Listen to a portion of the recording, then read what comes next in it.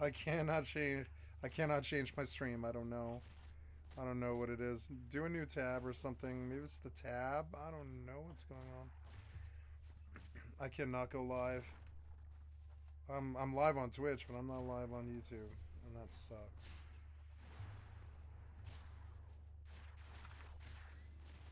I love this party. They're gonna get me a whole level, I think, and that's fucking awesome. I'm gonna be 65 at the end of this. And those stupid mobs won't be so annoying anymore.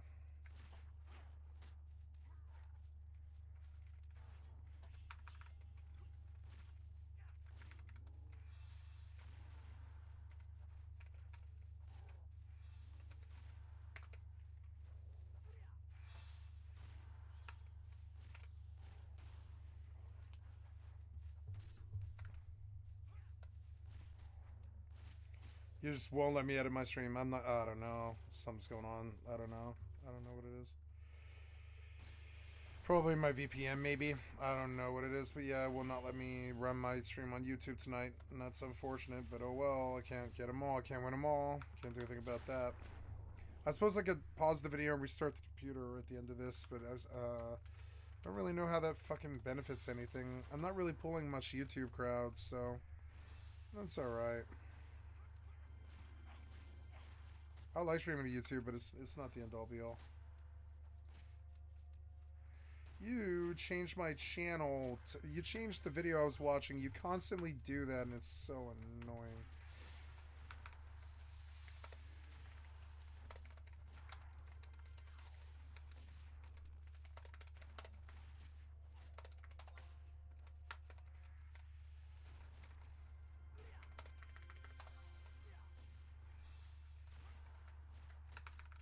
Is there two here? I don't see the second one.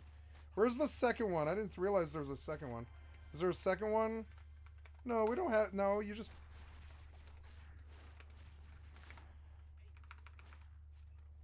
Fucking annoying. Are you dead again? Yes, you are.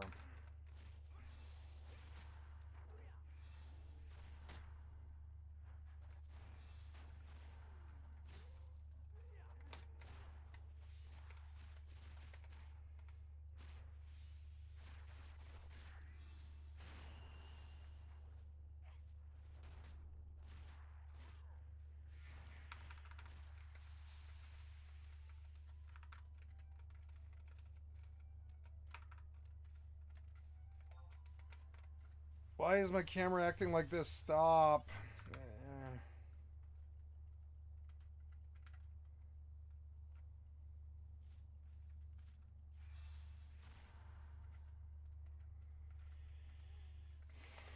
I think if you ran magical peon, it would take pressure off white mage in a way where they needn't pull.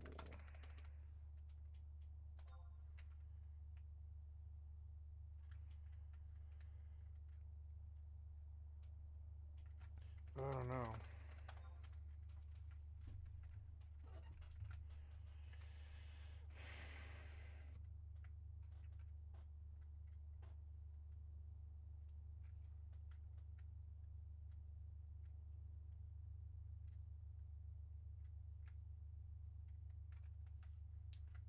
We have enough damage.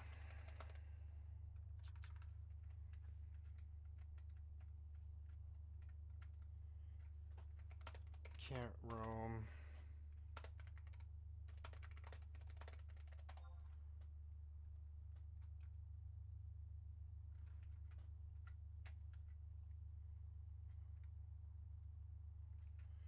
Yes, but then can white mage sit?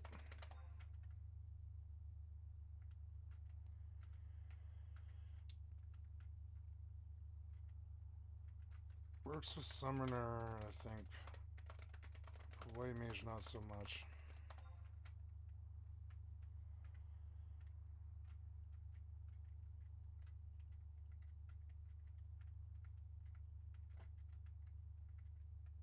Maybe Bella's enough.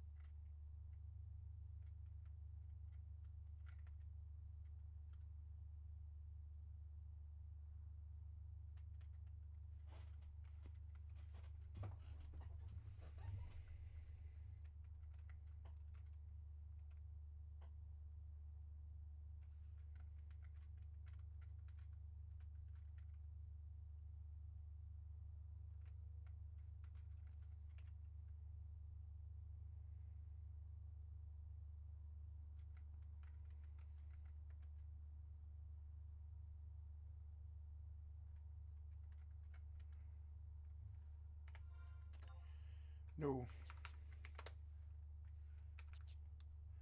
No.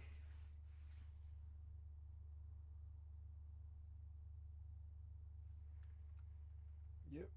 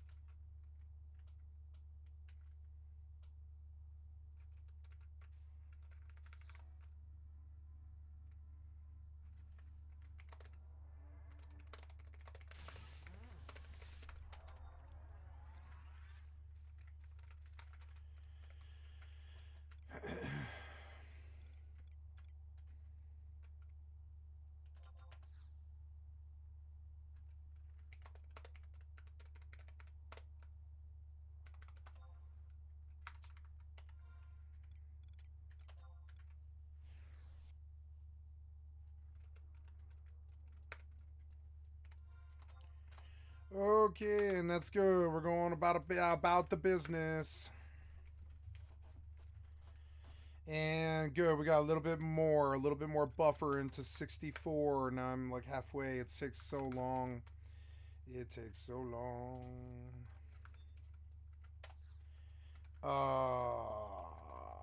Yes, and oh yeah, I guess I do have a stack of stuff to sell. What the hair? Kuro Hitsugugi. Why does he look like Dragon Age? Or whatever, or well, not Dragon Age, but Dragons or what? Sorry, Dragon Quest. Yeah, that's cool. I've never seen that before. Distracting. So out we go. Okay, that was a good party. Got me a nice buffer. Can go in on for the rest of the evening and focus on other stuff. So let's see. Here's Timothy Kane with buying and receiving season. Oh yeah. I like Angry Turtle, but I don't know about season 16 rewards. Let's do Timothy Kane. Hi everyone, it's me, Tim. Today I'm going to talk about game endings and New Game Plus. Two different things, they're kind of related. I'll explain why. I have two different questions I'm answering here. I'll talk about the first one. Okay, so and now, talk about New Game. and before he talks, I'm going to go out to the belt now. I didn't make it out to the belt until today. I don't know, but I think she might be done with her, or ready for her booster. Nope, 2 hours. Okay, so we're going to take the booster out for now. Stick it in the item hanger, and when she's ready, I'll boost her up. And we will go out and max, and I will make some monies on EvE. Yes, I will. Yes, I will. Going out in the Machina. Machina. Machina.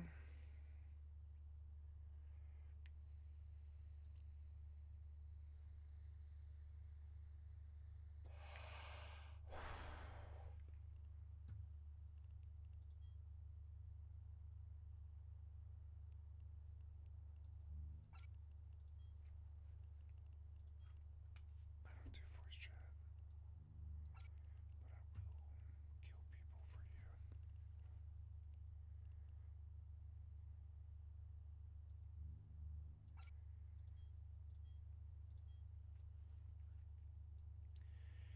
$70 million compressed.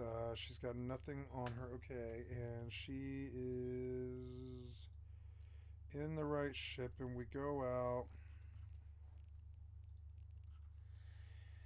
to Chanel.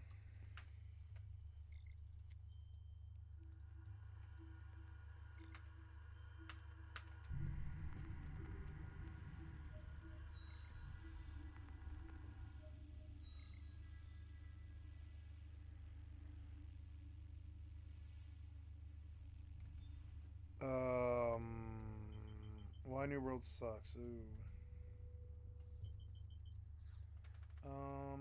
Yeah, I am trying to go out to the belt. So locations, anomalies, clear icicle belts. Go. Warp drive active. Anomalies, clear icicle belt. Go. Yeah. Warp drive active. This is good settings. We're gonna launch Horizon Forbidden West again. We're gonna go into a passive state here. It was a good XP party. I liked it. It had a bard. It was good. It was really good. And I got some progress towards 65, and I'm not rushing it anymore. I like the last 10 levels, and I'm not in a rush. Like WoW, I'm really not in a fucking rush. I heard the new season of WoW is in 6 days, and that gives me like 6 days to get a level. I should probably log on WoW and work on it. And I guess I will. I probably will. I'll just grind Murlocs. I don't care if it's slow. And I'll kill a Murloc and I'll do other stuff on EvE and all that. And I'll kill a Murloc and I'll do other stuff on on Horizon or whatever. I don't know if these will play well with each other, but we'll see. I don't know. I think they should. I think it's a really good optimized client with really good settings and stuff.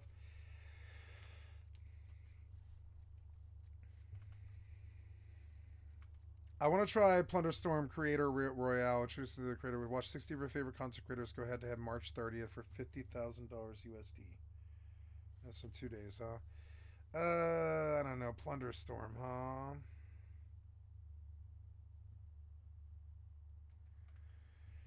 I don't know, man. I don't know about that.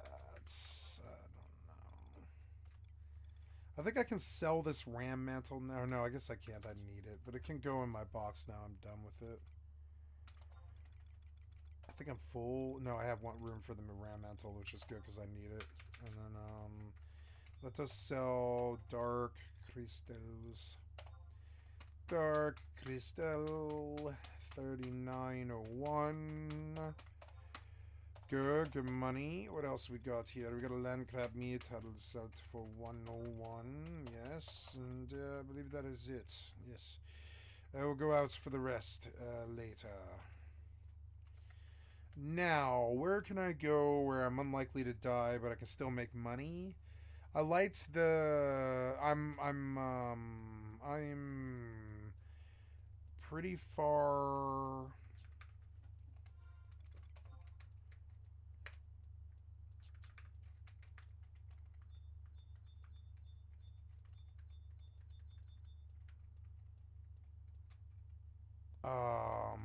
E-Method from Winders, party for introduction and intermediate team request 4 out of 6. Wish I was from Winders, but I am Bastalker. I would do that. I need it for my Black Mage. Whatever. Welcome to my magic service. Yeah, I would like to go to Zarkabard. Back to the Demon Pit. Very slowly, too, Plus, mob by I'll bring in mob. the other person who asked. At the first one, talk for a bit, and then when I talk about New Game Plus, I'll bring in the other person who asked. The first one we'll is do from some work Ian on WoW Ocampo, today, who writes, and my reward for that is I'll get on and I'll do Atlantic City after. I'll do an hour of WoW, and then I'll get on and I'll do Atlantic City on Fallout 76. And we'll do all kinds of content on my stream, which is what I want. Yeah. I want to open a new tab and see if it'll let me run my own fucking channel now, or if it won't even let me do my video anymore. I don't really understand that.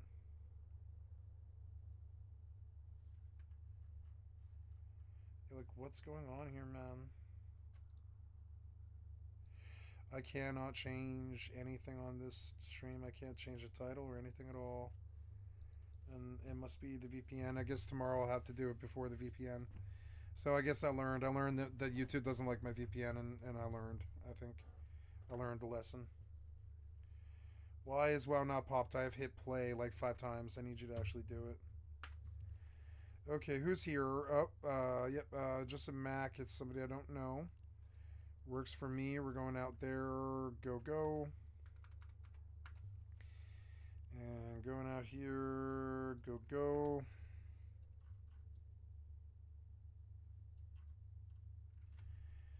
And I guess I'll target that since it's like the closest thing. That's the one he's mining. I guess I better not do that one. That's probably the one I shouldn't do. Probably irk him, you know. We'll go all the way out there, yeah. It's fine. It'll take some time, but it's good. Wow, you really will not let me list this video. That's crazy. It must be the VPN. It's insane. I did not know. Well, I know now. Tomorrow I'll go live the correct way. I didn't know. Evil Eye.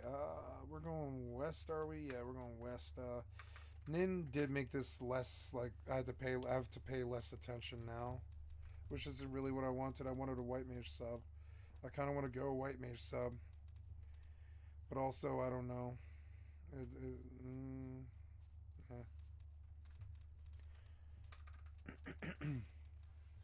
Oops. Would love to hear your thoughts on games that end and return the player to the menu upon completing the main quest line versus games that allow the player to continue playing on. Wondering if you favor a specific camp and how a developer might approach this choice. Okay. Ooh. I think it's pretty obvious that I favor the game ending choice since it's pretty much what my games all do. Part of the reason I did this is when you have an ending, that's when you can do the reactivity that you can't do in game. Like, I like the idea that people make choices in my game and have immediate reactions from people. This shopkeeper won't sell to you. This guy doesn't like you. A companion leaves the group. Those are immediate. But the end slides are things that are far more distant in time. Like, because you did this, this town became a political force over the next 2 decades.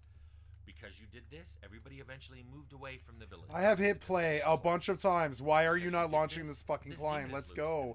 You are not launching the client. You're lying to me. Why are you not launching the client? You're like lying to me. Launch the fucking client. What the fuck, man? Like, what's your problem? Let's go.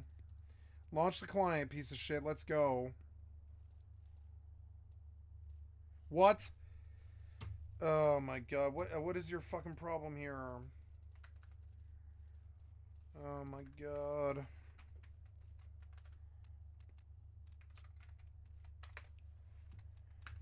Why aren't you launching this client? It's driving me crazy. Go. I don't know. Modify install. What? No. Don't. Game settings, motherfucker. Well, I mean, why aren't you launching? Go.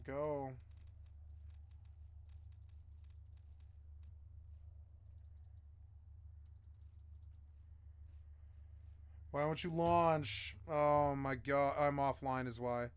Because, yeah, something with the VPN or something. I don't know what it is. It's something stupid with the VPN. It's because it thinks that it's offline. It's the same thing as the YouTube. The VPN screwed up today. How bad does that affect me? I could pause the stream to fix the YouTube, I guess. It wouldn't be that bad. And the Blizzard.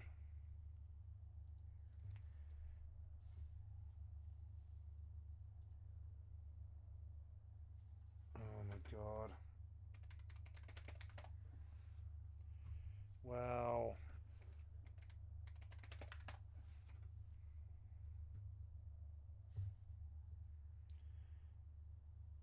Okay, we play now.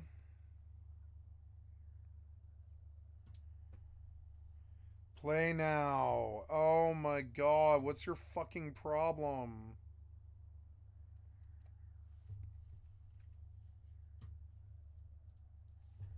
Oh my god.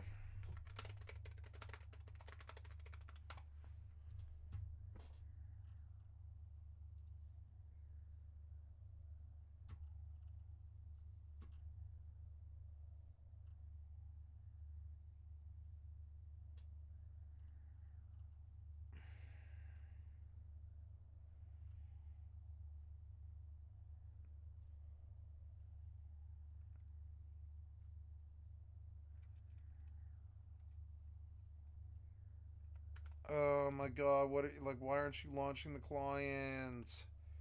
Launch the client. What's your fucking problem? Show an explorer. What's your problem here? Not the World of Warcraft. I want WoW Classic to launch. Damn it, launch.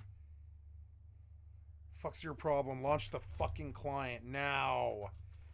WoW Classic will not launch. What? Oh my fucking god. You better not change my settings or do anything to me. I'm so angry with you. I mean, WoW will not start. WoW will not start. I cannot start WoW Classic. I have reinstalled it and everything, and no, it just will not start. WoW Classic will not start. You ever had that before? What? Fucking start, piece of shit. What's your fucking problem? I don't know. Maybe it's the VPN or something. I don't know. Let's pause the VPN. I don't really see how that affects the video. I don't think it does. It's gonna crash me out on EvE, which is so annoying. Why are you doing this? Well, I guess I can't play WoW anymore. I don't know. I don't know what it is. This guy left like the minute I came here, which is weird. Or maybe he was just full. I told you to move a long time ago. Did you not do it or what?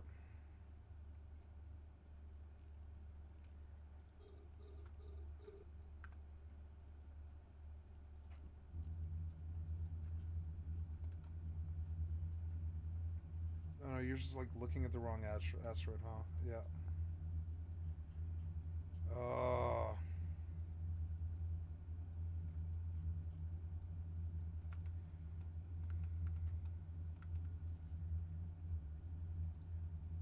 What is your problem? It's something in the control delete, I think.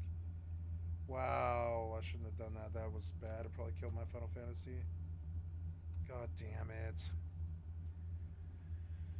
Okay, well, yep, there goes Final Fantasy, right? Yeah, die. I don't know why you can't handle that, but yeah. And you, I've been telling you to fucking mine. I don't know. Damn it, I feel like Windows is fucking with me really bad. Man. Fucking Windows, what are you doing? What are you doing? Oh, WoW finally launched is what it is. Jesus Christ, man. Okay, launch the fucking actual task manager. Let's go. Close the program or whatever. Yep. Yep. Close. Yep. End task. End task. Oh my god, something about it. It took forever to load is what it was. End task. End task. Fucking annoying though. Oh my god. You are so annoying. Out, out, out, out, out, out.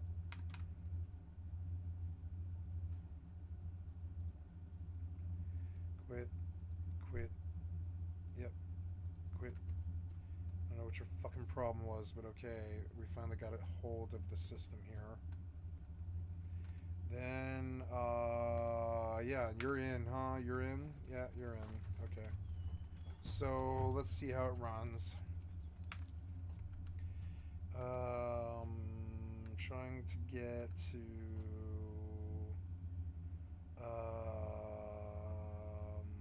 trying to get to, WoW. Let's see if you finally launch the client when I tell you to.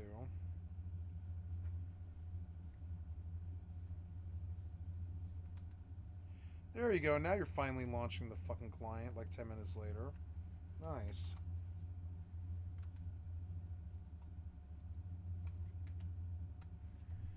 There we go. It's a working client. Yay. There we go.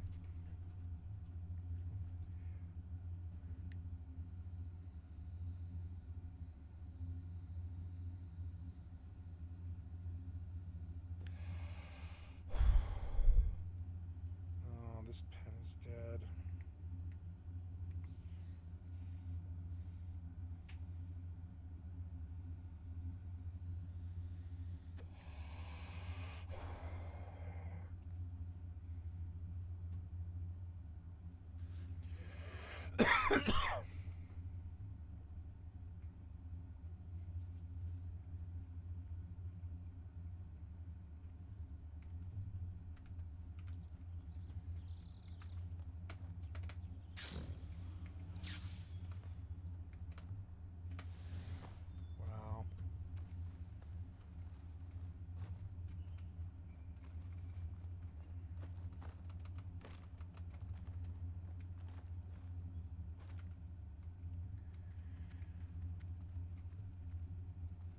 Okay, so Watch your back.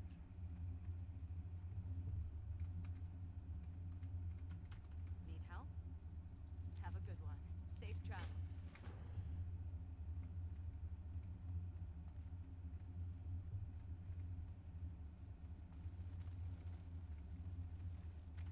Well met.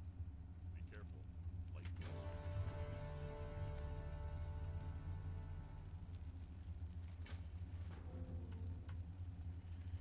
Light. this log is full.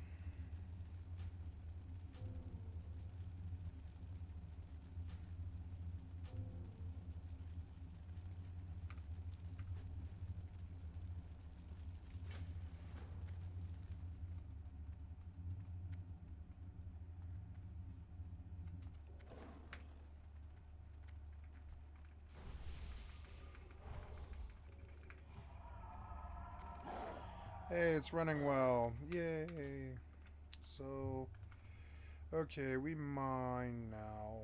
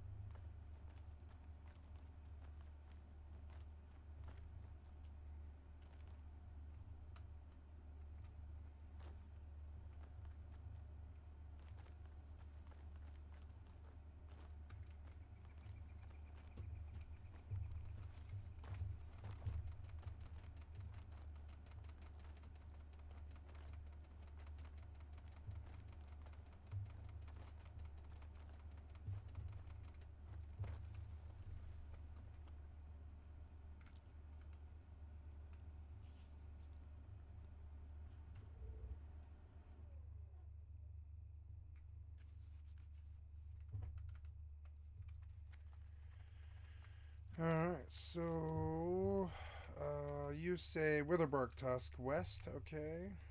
I'm gonna do that, and hopefully that'll be some levels and stuff.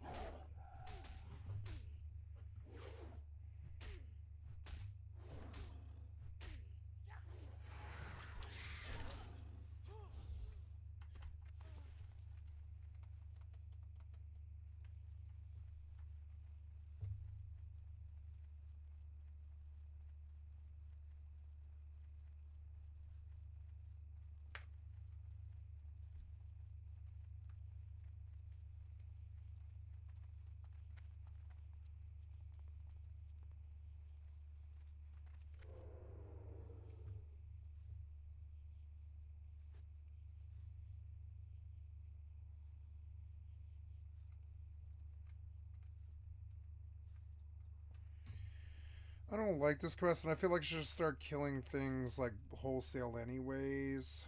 Yeah, I'm just gonna start killing things. I don't care. I don't care what the quest says to do. Frankly, I could care so little about that now.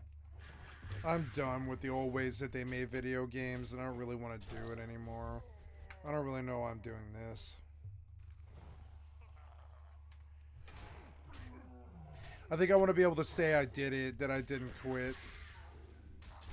Which is a bad reason to want to do something. Like, I feel like I want to say I got to 60 and then I never played the game again. I've become disenchanted with Blizzard. I can't think of a game they have that I want to play, including this one. And that's weird. Like, I'd honestly rather play this. This is more fun to me. It looks better to me and it's more fun for some reason, even though it's like basically a WoW ripoff. It's funny. It's like the non-tab target version of WoW. It's kind of funny. All this stuff. But yeah. So I don't know where they want me to go. They want me to go higher? Okay. But how do I do that? I like how high up I feel like I am. Okay, but...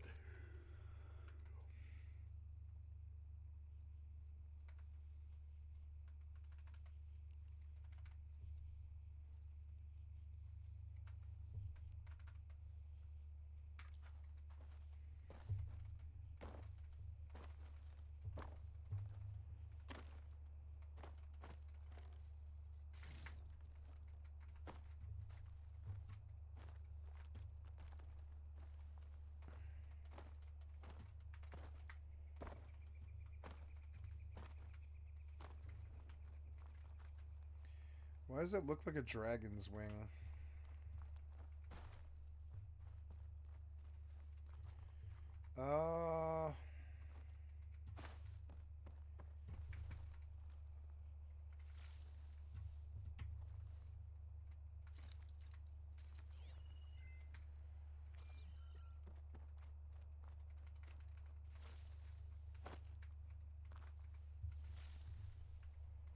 Well, that kind of looks like you can climb up, but it's not. It's not really. That's you can't though. Oh God! Do not fall. No, do not fall. Oh, good. Okay.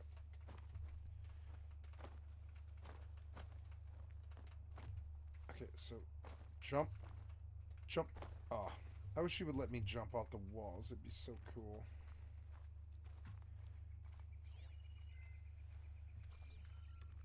I don't know how to climb this stupid thing, and I can't figure out what you want from me, and I hate it.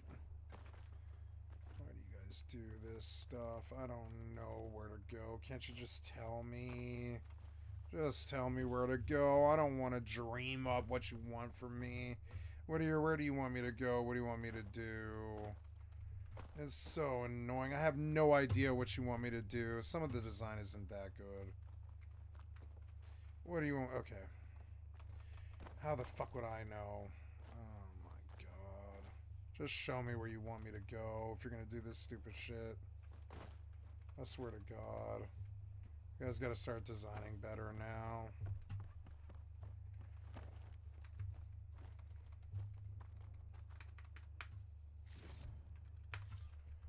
The order should be able to round shelter with this heart. There, the order should be able to afford shelter, blah blah. Okay, some food and change clothes wouldn't hurt either.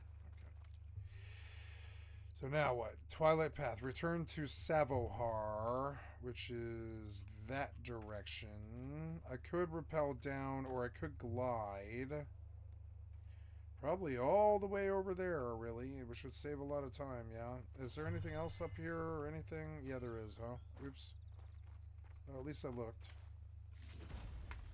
Lens of Afternoon. I think that's the last lens. Okay.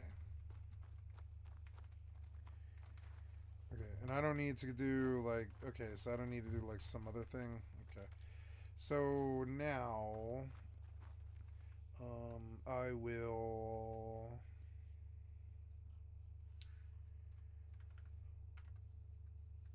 kill an ogre.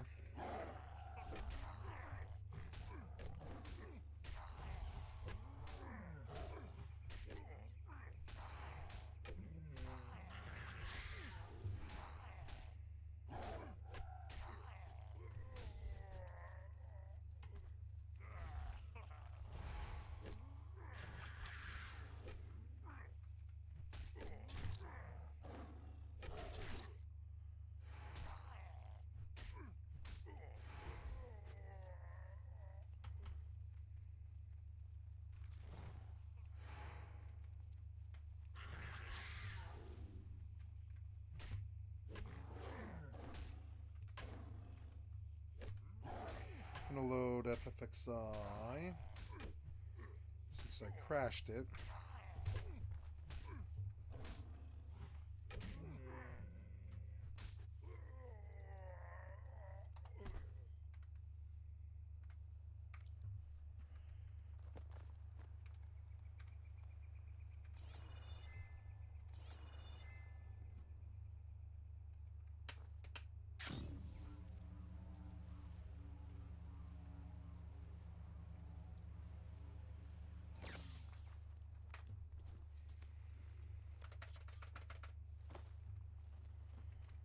Save. Wait. Save.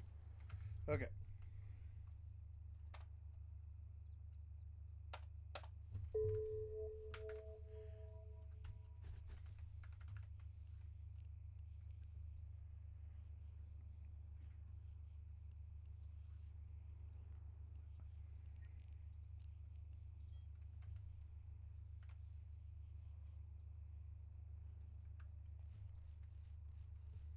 You know, I forgot that you can use the mouse in this game.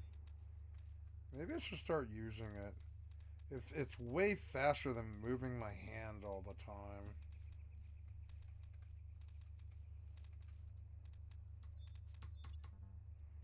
I forgot that you could target with it too, which is kind of cool. But the mouse is annoying, however.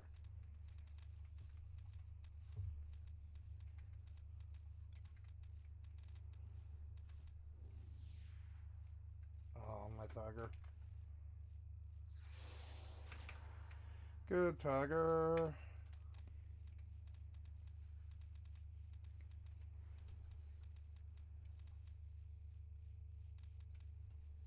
Ugh.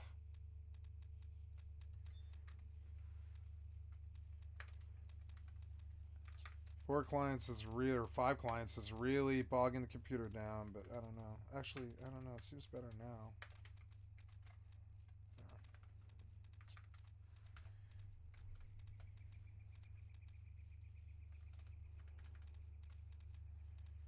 Oops.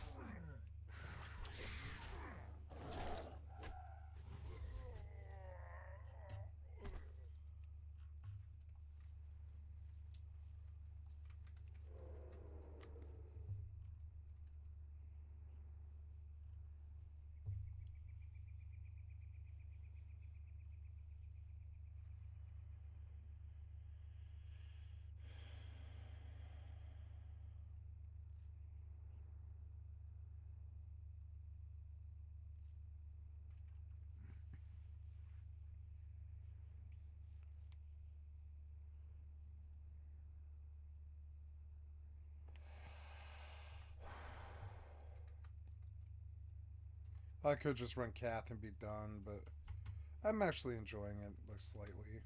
That's alright.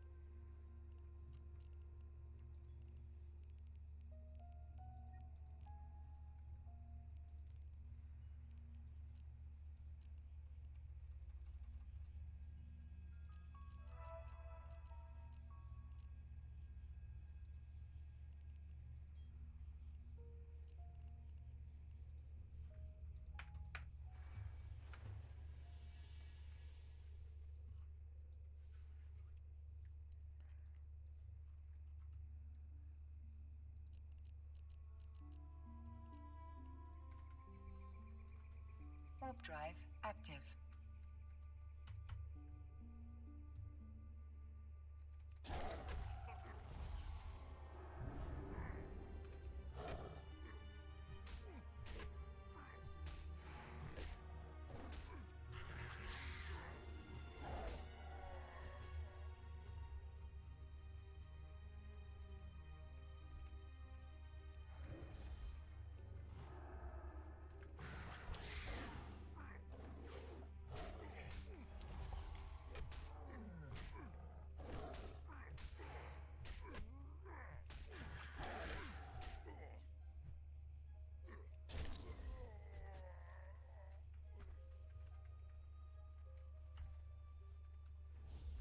Docking request accepted.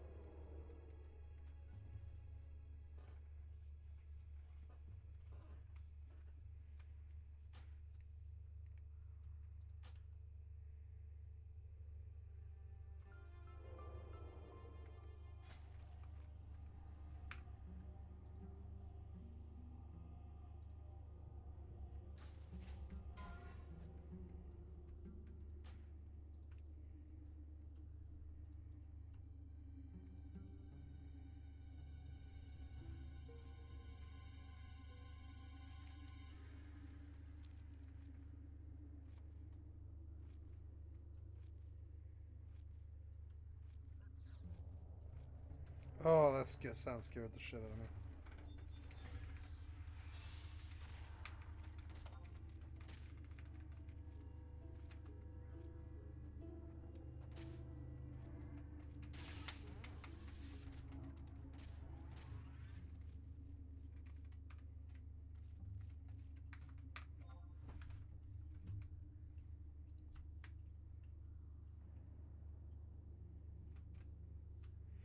Am I going the wrong way? I think I am, and I need to zone in like pretty much right away and just stay there. But now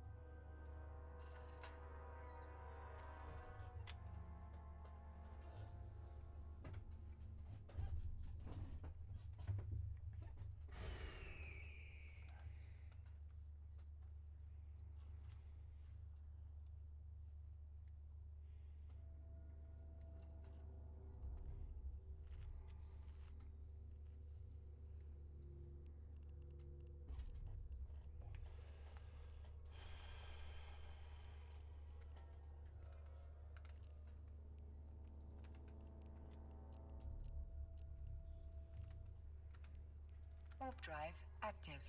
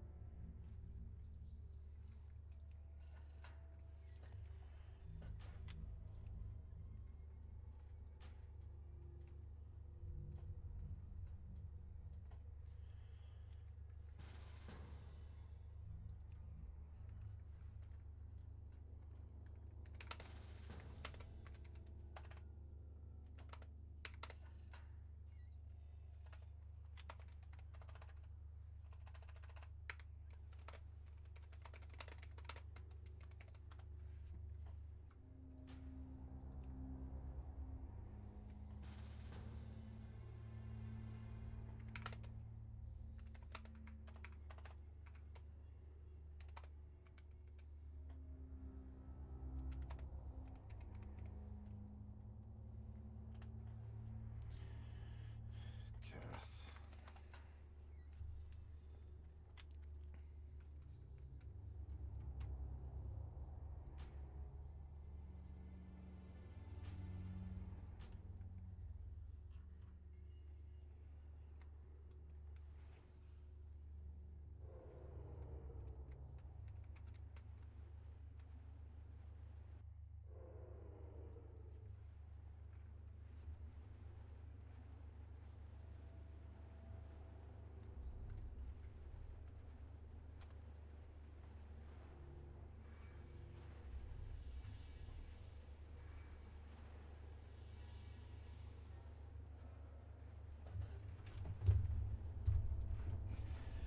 After this Kath run, I'm done with the with season 2, which is good because it kind of went on too long. This sort of overstayed its welcome.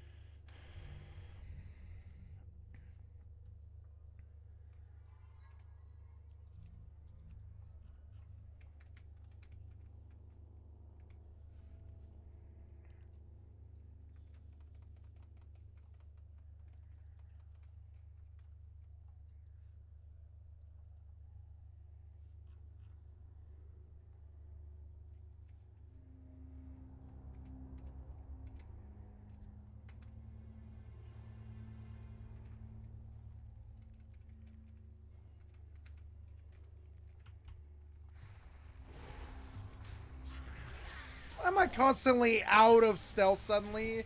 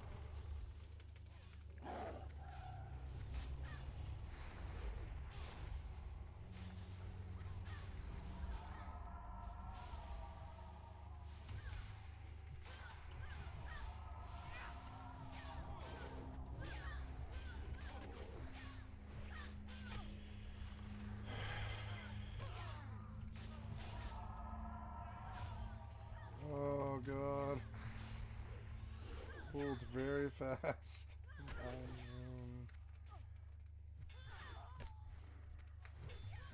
My God. It's okay. Sorry.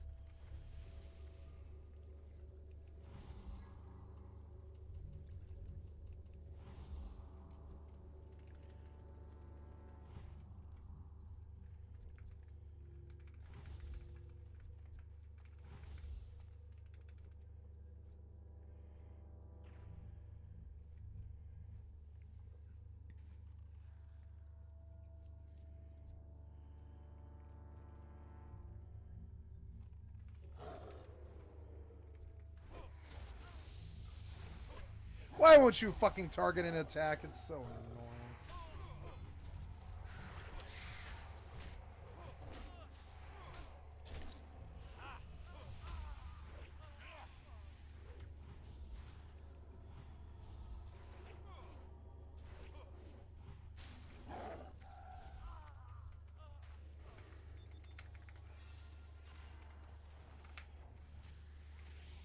Fucking Aragos.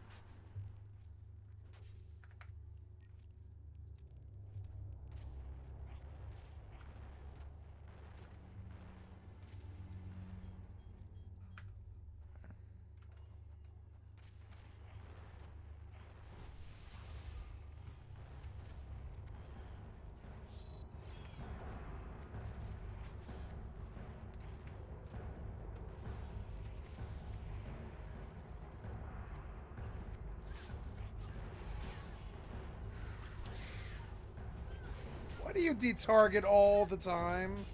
It's so annoying.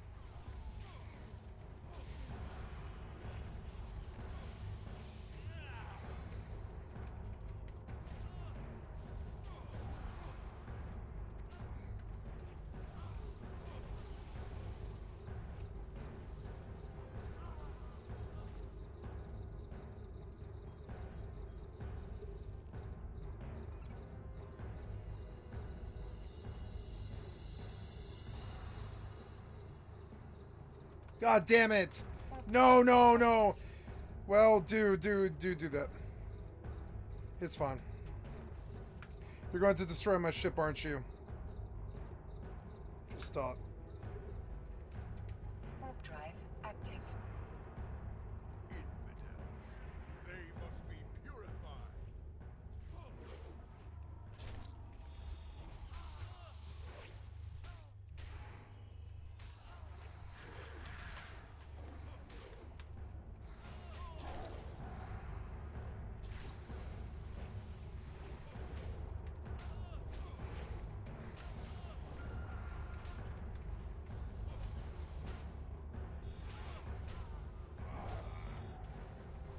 You shall pay for this treachery.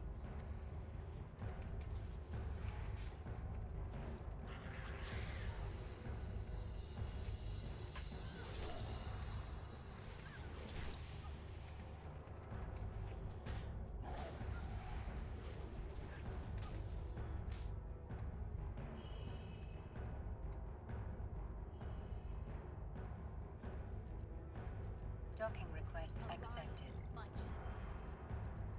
Warp drive At your active. side, Belay.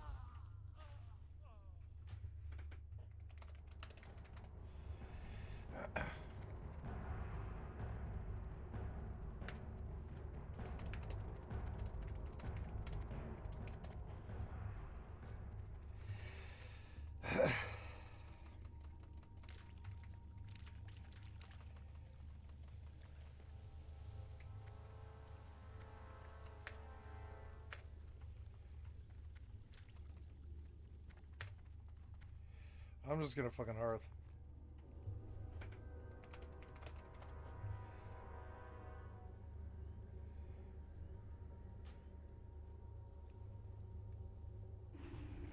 Nope, I don't. I'm done. I'll log off this game immediately. Goodbye.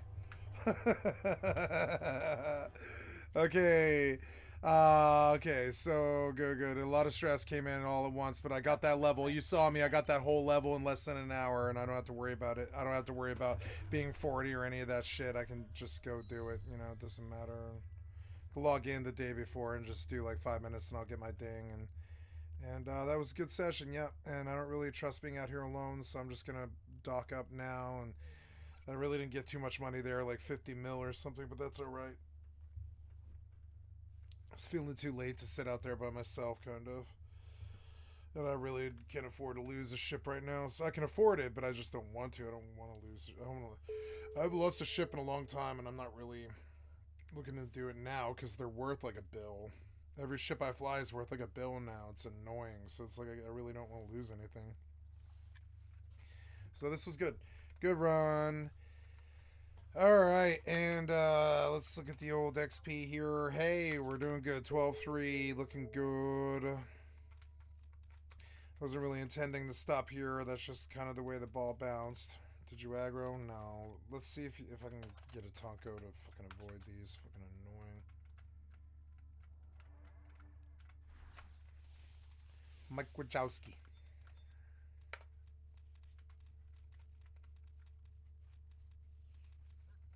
Oh.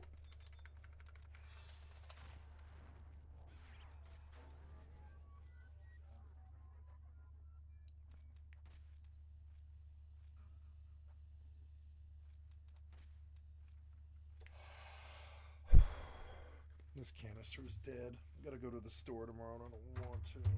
So annoying.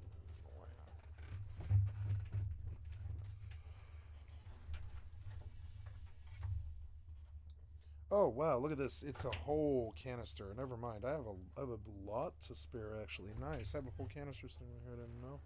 Sweet. Like half a canister. Fucking sweet.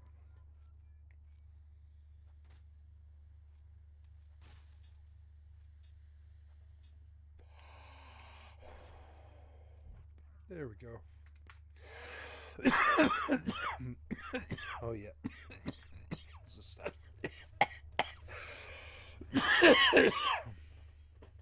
Okay. So she's got to go back out there, but that's all right.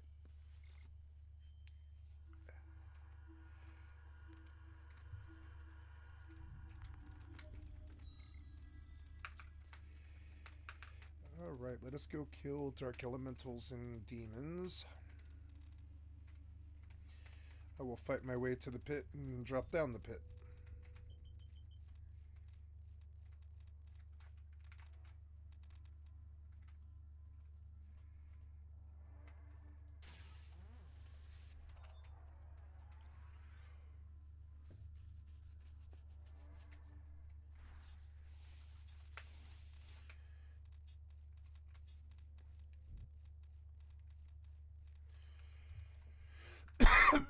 Very good.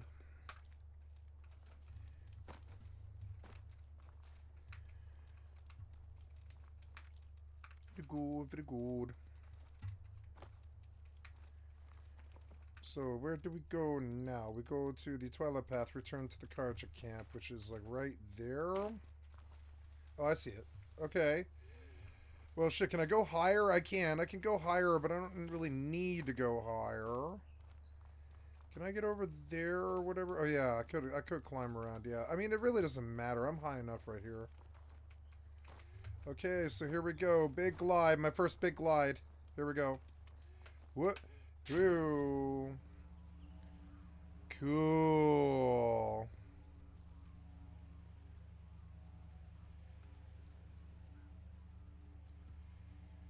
Awesome. And they didn't limit how much you can do. Yeah, this is like to me better than Zelda, in my opinion. Because the combat's actually good.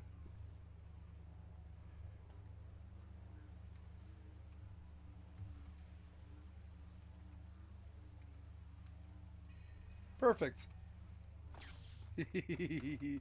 I enjoyed it immensely. Yeah, it was great. I liked it. Good content.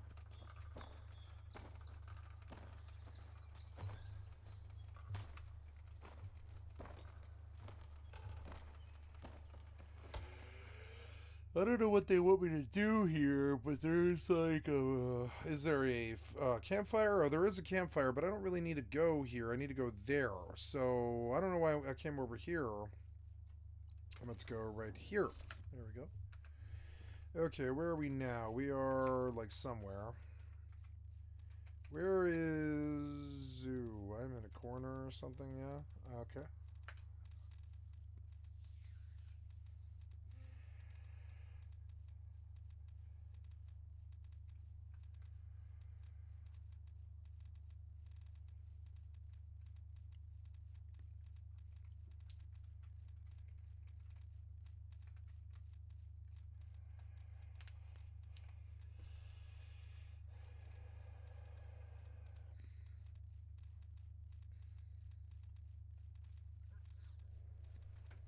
Alright, don't sleep, God, though. Yeah, fine by me. Whatever. 300 damage. God damn it. Stupid eye. Die. Mike Wojcicki. Okay. Oh, yeah, there's my mount. North of here is the Twilight Karja camp. Oh, yeah, alright, cool. I really don't care about this, though. Boy, the cutscenes aren't playing too well. If it's not, like, the main thing.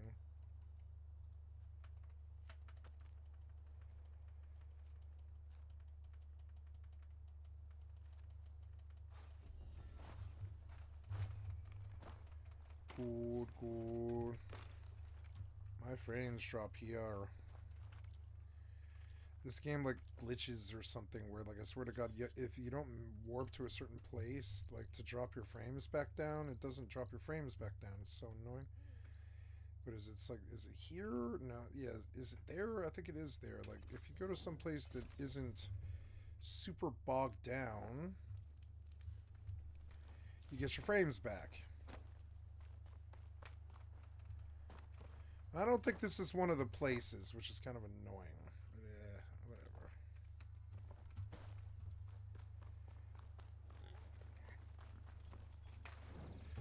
We can save now.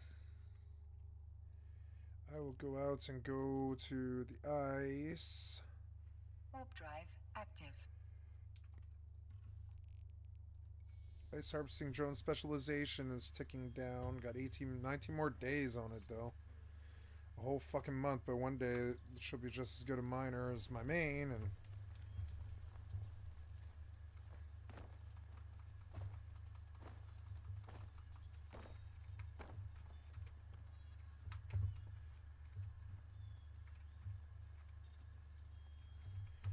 Yeah, like the frames and stuff. It feels like the frames have dropped to, like, significantly lower.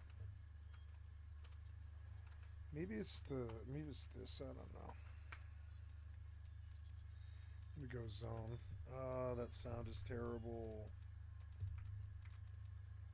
Ice harvesting drone avionics. Yeah, mining drone operation.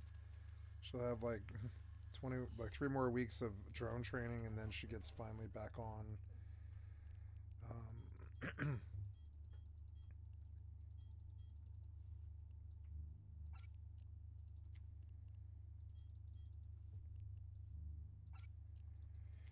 Okay, we got it all. Warp drive active.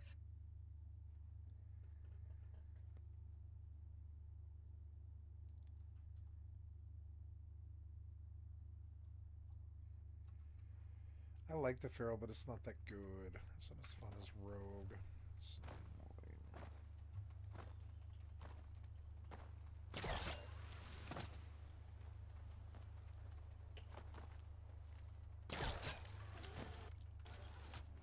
There, 68. Like, you started to get better frames when you got away from the place.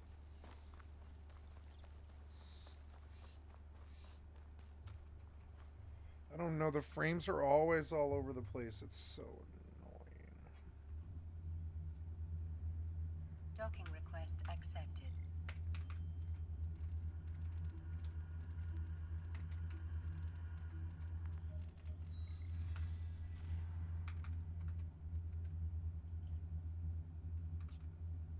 Oops.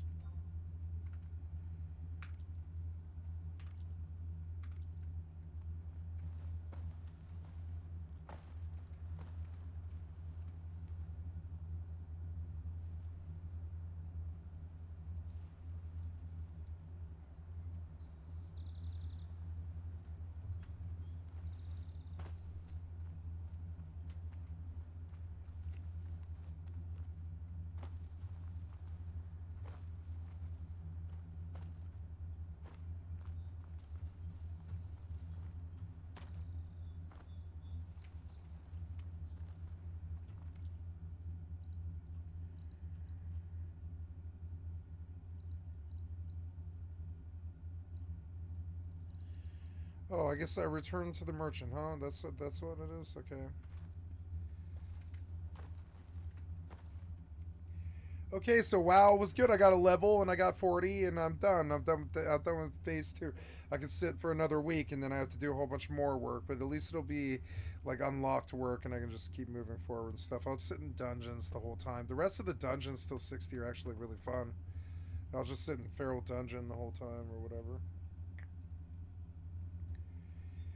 So let's see.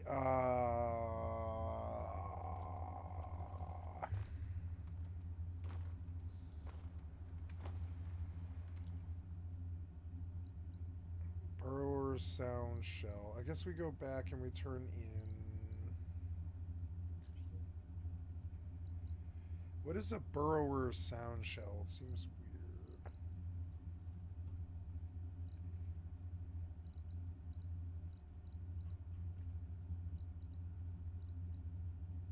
Hunting goods. Okay, return to the merchant, huh?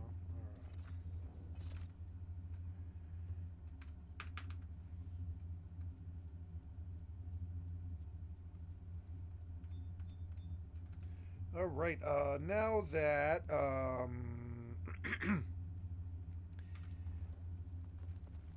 I think I am done with Horizon for a bit here. I will save here, and it has been a good session. And I will log off this, and I will go to Mortal 2. And here we go. We're going to click on close BNet. I'm going to listen to this, and I'm going to fire up all Mortal over 2. the countryside until maybe another more daring adventuring party puts it down. These are like about end slides. It kind of tells the player, I saw what you did. I see the choices you made. Do you realize that some of them aren't immediate? Some of the consequences. Some of the consequences are long term. Own them. So because of that, it lets me have that kind of reactivity, short and long term, that I want. But also having a game end very much encourages replayability. When you play a game and you're getting your choice and consequence, you're getting your immediate consequences, and then you see those long term consequences. A lot of players are like, I'm going to play again. And this time I'm going to be this class, or I'm going to take these skills, and I'm going to do something different with this group, or I'm going to join this group, or I'm going to kill this group. It's fun, especially when you have a game that has such reactivity. They're like fun game toys that let you play with them. Now, I do occasionally find myself leaning towards the idea of designing a game where you can keep playing after you finish the main quest line. But I'm going to give two big caveats to developers who select this choice. First of all, you have to bear in mind that if I'm out of content Damn it. past the main quest line, Everything costs so much money all the time. and you want to show reactivity in that content, So you're going to spend annoying. money. Don't sleep, to do Goff. this. So whoever's giving you the money, publisher, Kickstarter, whatever, they should probably agree that that's what you're doing, because you will spend money on this. It will affect your production. It will affect your bug fixing and polishing phases at the end. It will affect everything. In fact, let me give you the second caveat, which is a pre-production thing. You need, if you want to have a game where the player reaches the end and can keep playing, you need to have planned for that and designed for that from the very start of your game, from the very beginning of you designing that game. Remember I said it goes settings, story, system mechanics? You're saying you want story to end, but the player to continue, and maybe some side quests, I'm assuming, are going to be in there. This will affect your system mechanics. People have mentioned this in the comments. Got some smart people in the comments, and they've said, hey, you know, you can keep letting people level up without a level cap. You just have to design for it, and you're absolutely right. If you don't plan to have people continue playing your game after they finish the main quest line, and then somebody goes, let's just get rid of the level or the Maybe I will go back out, actually. ending, I think it's let's let okay. people keep playing. With Not less only stress, are they it's gonna go to better. places that don't react to what they've just done. Like, you've killed the big baddie, and you're going back to town, and they're like, hey, welcome back to town. Do you want to buy this vase I have? And you're like, I just took out the big baddie. So that's a lot of new dialogue that you should probably write. There's probably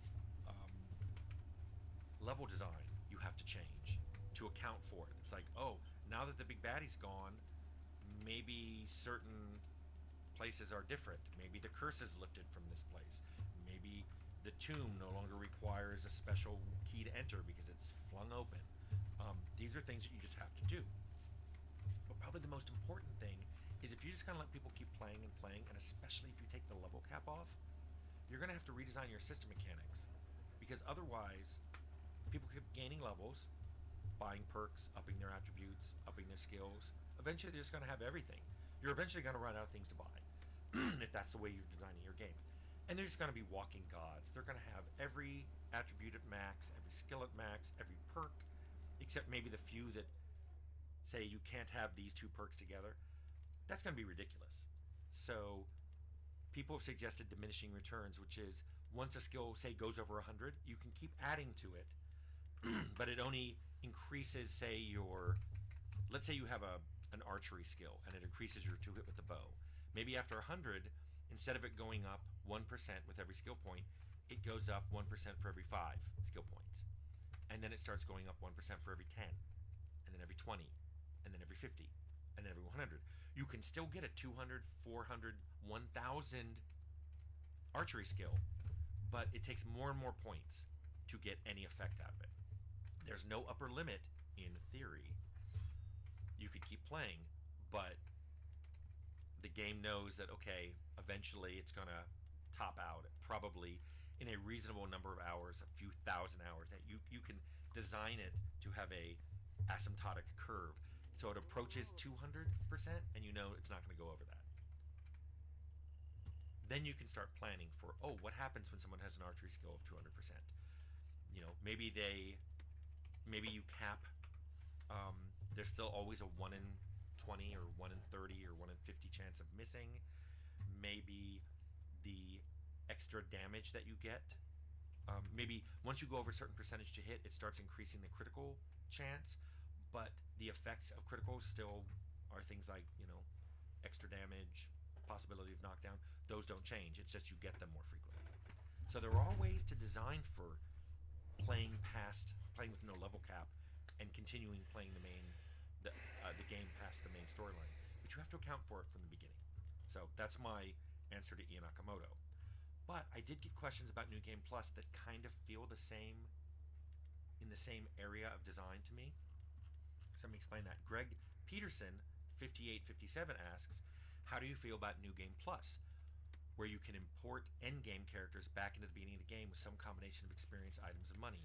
Any ideas and suggestions on how to do that well and keep things interesting? Okay. Let me caveat this with, I've never done that. I like it. I think it's interesting. I could probably do a whole video on different ways to do that, but I've never done it. So I'd be speaking incredibly theoretically and no experience at all. I will talk about some things I would do. First of all, New Game Plus, you have to remember, you have to play the game entirely once to unlock it. This will be important in a minute. But also, yes, the world is completely reset. Maybe there's a few things that don't reset. Like, well, let's talk about this. If you don't reset everything on the player, if the player gets to keep some percentage of their XP or their items or attributes or skills or perks or flaws, some percentage, you can also consider not resetting all the world. Like maybe the world resets but randomizes. So those 20 gems you had to go find are now in different places. Or maybe the world resets and it's a slightly different villain. Or the villain has slightly different skills or attributes, so you don't know exactly what you're going to do. So the world, when you say the world is reset, there's different ways you can do that. When you say the player keeps some of their XP items and purchased attributes and skills, there's different ways you can do that. You can get rid of all of it and just give them the XP or some portion of their XP, so they have to start rebuilding a character, but they get to buy some things at the beginning that they couldn't in a non-New Game Plus. Or you can just restore all their XP, so they're basically restarting. They finished at a level 20, they're starting as level 20, but they don't have their items or anything like that. Maybe not. Usually achievements aren't reset, and sometimes I see achievements for doing New Game Plus stuff. So there's a million ways you can do that. So I guess my answer is I've never done this, and while I could do a whole video, it really depends on how you handle it. I see so many ways of doing New Game Plus that it'd be hard to lock down to one of them, and it's really dependent on how you've already done your designs. So, if this sounds like another one of my it depends answers, it really is. It depends on a lot of things you've already done. But one thing I can see about New Game Plus is occasionally features get locked behind it. Like, until you do New Game Plus, maybe you can't play a particular class, or maybe there's a race that's quite different than the others, and you can't earn playing it until New Game Plus. I'm of two minds on this. It's like, I don't really like letting player not have choice at the beginning. But if New Game Plus is something, it's the hook you want to hang your hat on for your game, I could see doing this. I could also see using New Game Plus as a way to call out features in the game that you don't think are really necessary to the game, but you added for fun. Maybe there's a weird skill, or maybe there's some weird perks that make the game feel a little differently, so you not lock it behind New Game Plus and say you can only choose to unlock this once you've played the game in the vanilla method. I'll give you an example. When we did all the weird encounters in Fallout, and then later on people were like, oh, I guess aliens are canon. And I'm like, I'm not sure you can assume that, because I don't really think we intended Time Lords to be canon or Godzilla to be canon.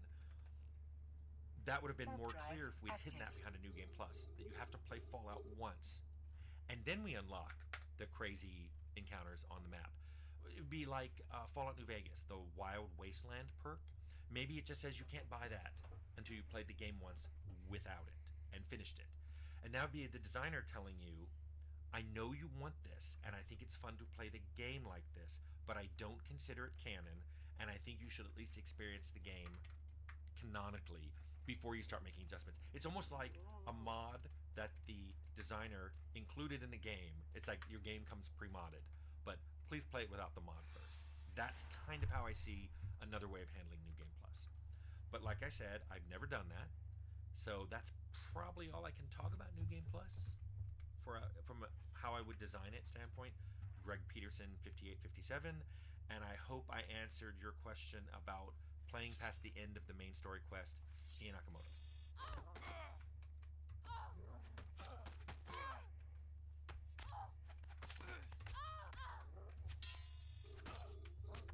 So if you follow my channel, if you follow New World as a game, or Amazon Game Studios as an entity within the genre, within the sphere of gaming, this might be of interest to you. This is a really long video, so I apologize for that. It's really dry because we're just literally going over a written article by Jason Schreier, but it's super interesting. I'm recording this after I've read the article and done the video, and it goes over the failings of Amazon Game Studios, the principle of the company that just doesn't make sense, how they've bungled at every step, how they just literally can't release a good game. They don't listen to the experts they employ. They pay everyone ridiculous amounts of money. They pay them money that incentivizes them not to finish games, and there's literally mutinous aspects within the company that dislike their boss so badly. They hate the engine that they work in. They hate Lumberyard and don't want to use it. They think it's killing the company. They hate their boss and literally call him cancer. It's ridiculous, guys. So buckle up for this one, because I do believe it is a good read. So yeah, let's get into it. So it's called Amazon Can Make Just About Anything Except a Good Video Game. So Mike Frazzini had never made a video game when he helped start Amazon Game Studios. 8 years later, yes, it's really been 8 years, by the way, and they've released almost nothing. He has released 2 duds, withdrew both from stores after a torrent of negative reactions, and cancelled many more. For a company that dominates countless areas of retail, consumer electronics, and enterprise computing, the multiple failures in gaming show one realm that may be impervious to Amazon.com distinctive business philosophy. It tried to make games the Amazon way instead of simply making games people would want to play. We talk about this quite a lot, about how when big money gets involved in anything that's art related, they just don't understand. I'll be like right back. They think they can manufacture like soul and fun and feeling into things, and you can manufacture that if you know what the fuck you're doing. But if you're just like average Joe, I'm successful in one area of life, there's not that much interconnectivity between those two things. If you just have corporate man number one who isn't a gamer, probably too old to really get the culture, and he's in charge of making games. It doesn't matter how much money he's got. It's just not fucking. It's not his area of expertise. It's simply that they think it's easy. It isn't. It really isn't. So Frazzini is an Amazon lifer who came up in the books section of the website, where he endeared himself to Jeff Bezos as a manager there. Conventional wisdom inside the company is that if you can run one business, you can run any other. Amazon's deep financial resources certainly help. As head of the games division, Frazzini has acquired established development studios and pushed the company to spend nearly $1 billion for the live video streaming website Twitch. Frazzini recruited some of the top names in the video game industry, including creators of the critically acclaimed franchises EverQuest and Portal, as well as executives from Electronic Arts and other big publishers. Then, according to numerous current and former employees of Frazzini's game studio, he ignored much of their advice. The hubris of being a rich, high-powered executive or manager in a company like Amazon. I mean, who would have guessed that he would have a problem with listening to advice of people he sees as below him? So he frequently told staff that every Amazon game needed to be a billion-dollar franchise. Yep. And then understaffed the projects, they say. Instead of using industry-standard development tools, Frazzini insisted Amazon build its own, which might have saved the company money if the software ever worked properly. Another thing we've heard a lot of. Executives under Frazzini initially rejected charges that New World, an Amazon game that would ask players to colonize a mythical land and murder inhabitants who bear a striking resemblance to Native Americans, was racist. They relented after Amazon hired a tribal consultant who found that the portrayal was indeed offensive, say two people who worked on the project. The game, previously planned for release last year, is now scheduled for this spring. So this story is based on interviews with more than 30 current and former Amazon employees, most of whom spoke under the condition of anonymity, citing fears of litigation or career repercussions. A spokeswoman for Amazon declined to comment or make Frazzini available for an interview. Who would have guessed? This is really obvious, by the way, and this is one thing that I see a lot in my work. When somebody comes to me from, I know I'm obviously not at this level and most people don't give a fuck about MMOs like I do, but when like an employee of a company or a previous employee of a company comes to me and tells me things, one of the main things people always say is, oh, why don't you tell us, we don't believe you unless you tell us who it was. There's a reason people don't want to put their name to something like this. If you want to continue working in an industry, pissing off people in the industry and millionaires and people who have investors and things of that nature, it's just not good. Why would you want to do it? It doesn't make any sense whatsoever. You can give people info, but you probably don't want your life ultimately ruined or potentially ruined. So Amazon is spending nearly $500 million a year operating the video game division. Two people familiar with the budget say. That amount doesn't include Twitch or a new project under different management, which is building a service to stream games to a computer, phone, or Amazon Fire TV. So to develop games, Amazon tried to bend a creative and collaborative process to its will, and the results offer lessons to Apple Incorporated, I'm not going to keep saying Incorporated, Facebook and Google, whose efforts so far have been similarly ineffective. Successful video games are a combination of art, entertainment, technology, and very large budgets. Big tech companies only really figured out the last two. Yep. So many of the game developers who joined Amazon found themselves repelled by the corporate culture. The company is driven by data. We know this from New World.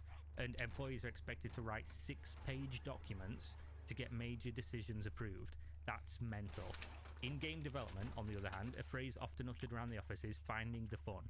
It refers to altering and polishing small aspects of a game to figure out what makes the experience enjoyable. The results are measured only in emotion, which is why many developers say it's critical for the people in charge to have experience making games. Yeah, and obviously playing games as well. That would be a big thing. Obviously you can't know how to make a game just by playing a lot of games, but you have a better idea about it than somebody who has no experience at either of them, right? And this literally goes to what they did with New World. They made a game which was for a target audience. Oh, wait. Realized the target audience was too small, and then just totally scrapped the game and went totally 180 with it, which is fine. That it's their prerogative, it's their IP, it's their money. But at the same time, you'd have thought if they understood games, they'd have known that that was the case beforehand. I'm not like a high-paid executive or something, but if Amazon came to me and said, we want to make games that lots of people are going to enjoy. Should we make a full loot sandbox PvP MMORPG? And I went, are you out your fucking mind? Hardly anybody plays those. Like, just factually, it's a niche within a niche, and it's a hardcore one at that. So it doesn't make a lot of sense to do, and you would understand that at the very basic levels if you actually ever played or made games. It's pretty simple. And I'm sure somebody told him that. They probably got fired in the layoffs in summer of 2019. At Amazon's core is a set of 14 leadership principles. They include customer obsession and frugality. For a company man like Frizzini, they offer a scale by which every member of the team is measured. If you don't come in line with that approach, you'll struggle at Amazon, says Jason Child, who spent more than a decade in Amazon's finance department. Adapting to the corporate culture counts for much more than expertise, he says. If someone is a guru in video games and they go to Amazon, would they be successful? Probably not.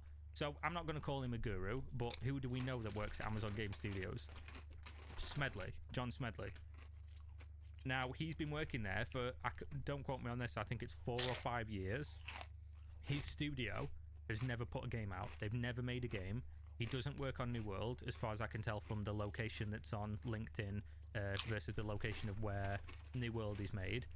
And his game, he teased recently that it's, would people be interested in like a sci-fi shooter MMO on Twitter about 6 months ago. And that's what we know about his game. He's been there for 5 years. We don't even know what it's called. Like, what has he been doing there? And again, he's not a guru, but he's made MMOs as a career. He's been making them forever.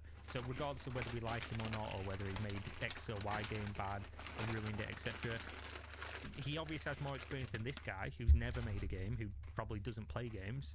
So Jeff Bezos is more of a book guy, but the directive to go into video games came straight from the top. The Amazon Chief Executive Officer indicated he was willing to spend exorbitant sums of money and offer development teams as long as they needed, say 3 people who work directly with Bezos. Not if you work on Crucible, though. Not if you work on Breakaway or whatever it was called. They didn't really get unlimited time. Just shut those games real quick. All that mattered was that they make the most ambitious games possible. Ones that would draw gamers into Amazon Prime's ecosystem and showcase the technical capabilities of its cloud division. Allowing 10,000 people to work in a single game session, it was given to the new team as a lofty target. 2 projects under this directive became known around the office as the Bezos games. So I was wrong when I said Jeff Bezos doesn't even know he has a game department. I thought this would be way below him. But if this came down from Bezos himself and he said, come on guys, make me some amazing games that brings tons of people into our ecosystem of Amazon Prime, how badly have they fucked this up? Like really, really badly. And so Bezos views games as yet another way to sell subscriptions to Prime and hook customers on its other offerings, including television shows and movies. As other e-commerce companies catch up with speedy free shipping, Amazon has sought to add more perks to Prime to justify the price of membership. Frizzini helped kick off the games initiative in 2012 and soon became boss. He had risen from the books department to run the section of Amazon's store that sells video games fucked shipped this by up mail. so bad, I had no At idea. First, the new group planned to make games for the Amazon App Store and release them on Android phones, including the ill-fated Amazon Fire Phone, RIP, as well as the Fire TV. By 2014, the company decided to move into games for PC and eventually consoles. It was a dramatic change. Mobile games can be made by small teams in just a few months, whereas bigger ones take hundreds of people toiling away for years. Definitely in some circumstances, yeah. Frizzini set up a new game development operations at Amazon's headquarters in Seattle. They would later call it Relentless Studios. I think this is the one that was the absolute failure of Crucible. Was that the one Relentless did? So to help run it, Frizzini tapped Lewis Castle, who founded the influential game company behind the Command & Conquer series. Amazon hired celebrated developers like Kim Swift, designer of the puzzle game Portal, and Clint Hocking, director of the shooter game Far Cry 2. I wondered. It also formed 2 more studios in California. The splashy highs kept coming, including Madden Guru Richard Hillerman and online gaming pioneer John Smedley. There we go. Today, only Smedley remains. All declined to comment. Wow, they're all I mean, gone. if that doesn't tell you something. I mean, they're not going to put their name to it anyway. Of course they're not. Why would you piss off Amazon? That doesn't sound like a good idea. But Smedley's still there. Don't know what the fuck he's been toiling away on for the last 4 or 5 years. At first, new recruits thought they were entering some...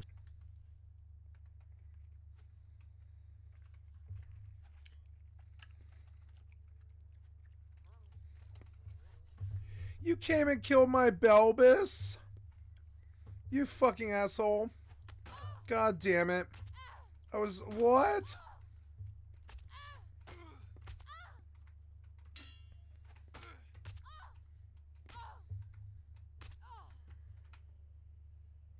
kill my Belbus? I don't know. Maybe that's a good thing. The Belbus takes a lot of training points. It also gives me away. I want to be sitting here being quiet. Some sort of fantasy land. Many were paid double the market rate of other game makers in the area, on top of lucrative packages of Amazon stock that just kept rising in value. Teams had deadlines, but they proved to be flexible, and overtime requests were infrequent, more than a dozen former employees say. One aspect of working at Amazon felt similar to traditional game companies. The studios cultivated a bro culture, in which women often weren't given the same opportunities as men, former employees say. Who'd have guessed? 4 female game developers say their worst experiences of sexism in the industry were at Amazon. I mean, workers' rights, you don't really... Obviously, I'm not downplaying sexism in Amazon, and I know there's a lot of these, like, bro fraternity companies that exist. Riot was really bad for it, and you can see they're still in the midst of getting sued for their rampant sexism. But at Amazon, you might get treated badly if you're a woman. You also get treated badly if you're just a human being in general. So I imagine it's doubly worse for women if that's how they treat men as well, because Amazon's constantly embroiled in scandals with their treatment of their workers. So this doesn't surprise me whatsoever. It doesn't surprise me that there'd be sexism in a company that has a history of treating everybody like shit. So yeah, unsurprising. They shared stories of being ignored and undermined by male executives and say they were eventually driven out of the company. One former employee says male colleagues completely ignored her comments in meetings. Another says a member of senior leadership impeded her career growth after she disagreed with him, and that he created new management positions above her and filled them with men. So this is not at all surprising. It's actually, a lot of these companies sound so similar. This is literally like, it's like I'm reading the old Riot Games stories. It's completely the same thing. So other employees registered less BRB.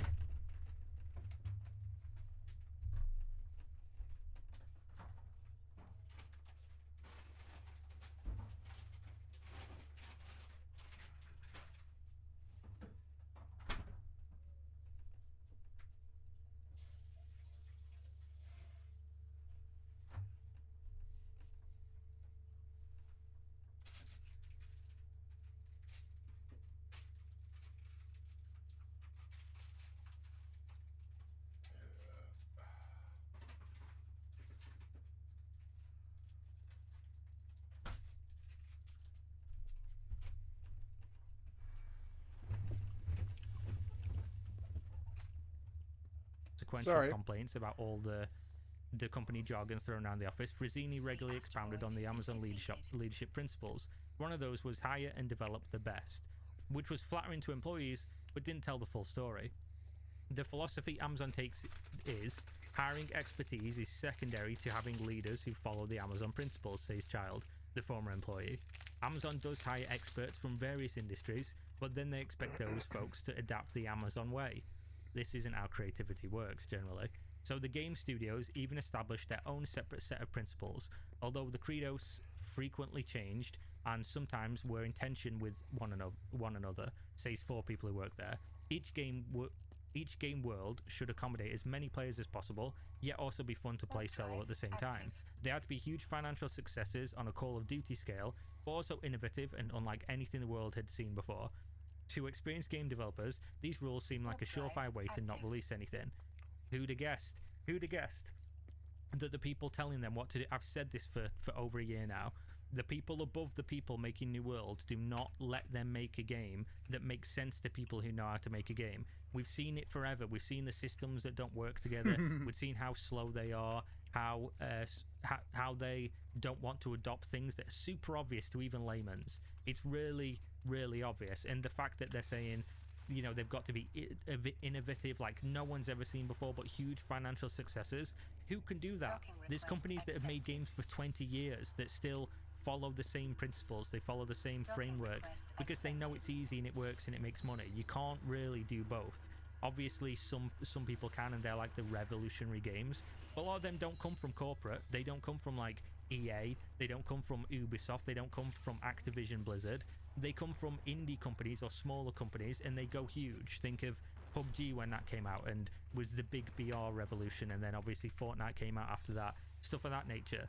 They take over. They're not usually like, usually corporate companies make games that are this game that's popular, but with our spin on it, more casual and more polished, more money spent on it, more content. That's typically what they do. They don't make revolutionary games, at least in my experience, in my opinion. There will be, of course, examples that prove the rule that they have done that, but there's not going to be that many.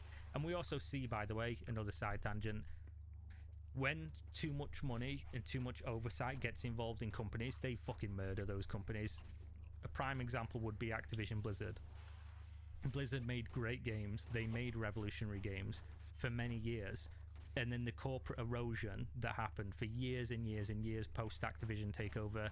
At this point, you have a certain level of expectation for Blizzard games, but it's expectation to be polished. It's expectation to be serviceable. They're not going to be revolutionary. They're not going to be crazy. There's not going to be that much labored love put into them. As you can tell, it's just what happens with companies like this. The company's too big now. When they get to a certain stage, the bottom line, the corporate identity takes over, and it does hinder the creativity. It just does. You can definitely. I remember when WoW did Full Flight. It was revolutionary. The whole world was abuzz with it. When I got my flighting mount, I was like, oh my god, it's such a different world now. And it was like 3D. You could do anything. You could follow the sky and base jump, and we did. We did all kinds of crazy things with flying mounts for a while. I keep looking for stuff like that. And they can't seem to do it. They can't seem to top themselves like they used to. Now it's all just the same old regurgitated shit. There's some new stuff, I would say. But it's a little bit rare and far between.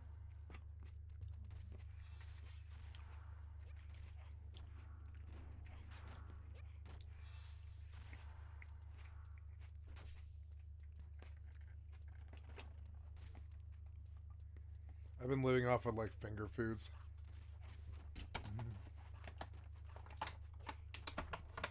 But it's good and it's a balanced meal. Meat, fruit. I should get some nuts.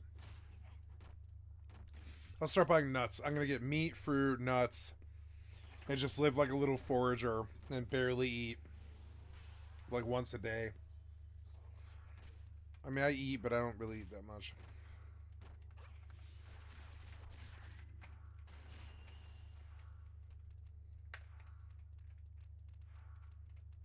Probably buy a lot of trail mix in the future. Because that's like all the stuff I just mentioned all in one place.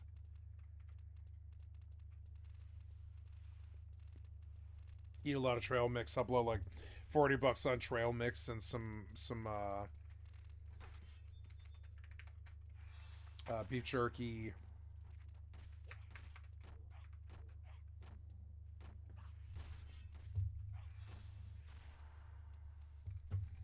I want to pet. This game's so slow.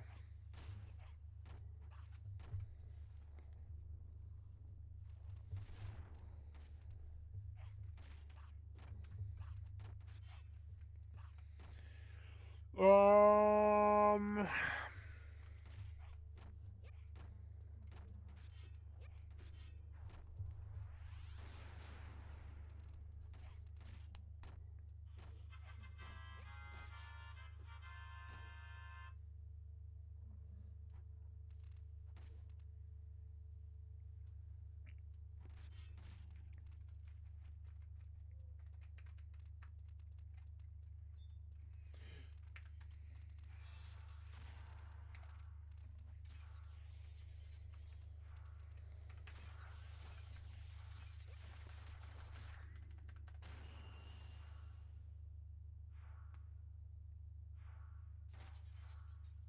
Why is he paralyzed?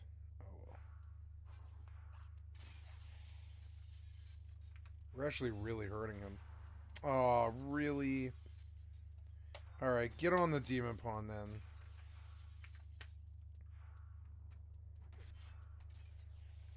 Get on the demon pawn, let's go.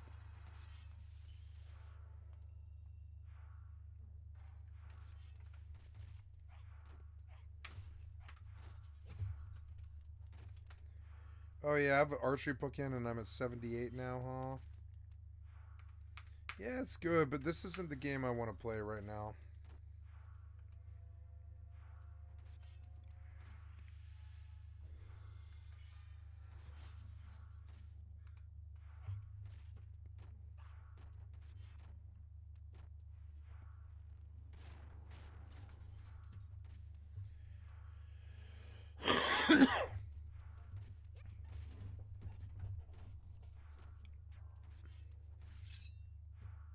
What was that sound? Oh no. What was that?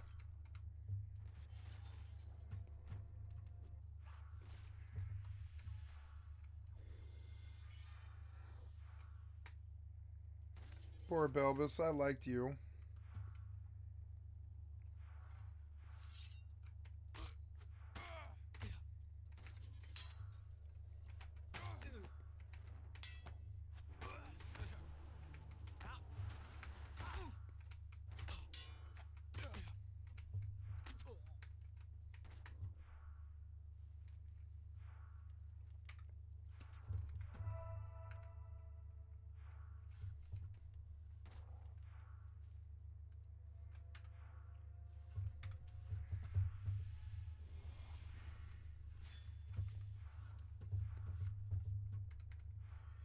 This is good that I came here, but I think I'll log here. This game's kind of boring me right now. I'm gonna find something else to do.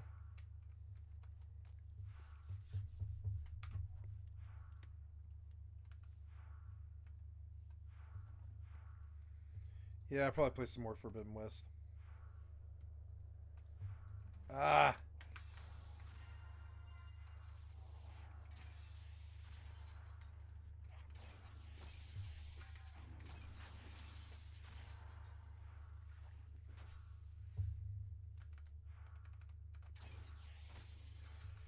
Gonna drop...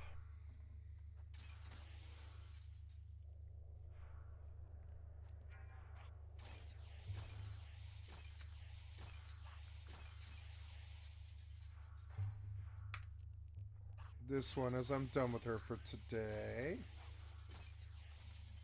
And I will do some gambling.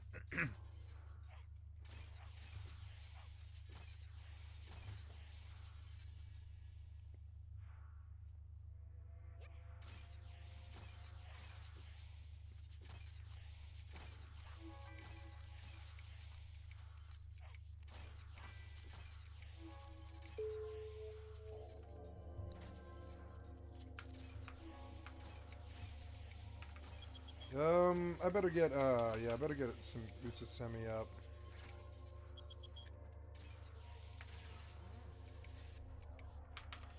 And heal the tiger.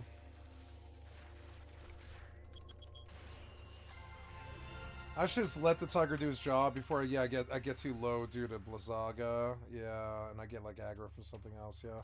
We'll just go back in the corner now for a minute.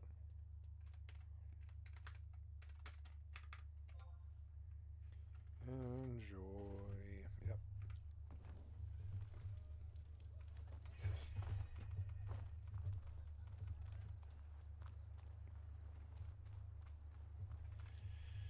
He wants me to go turn in.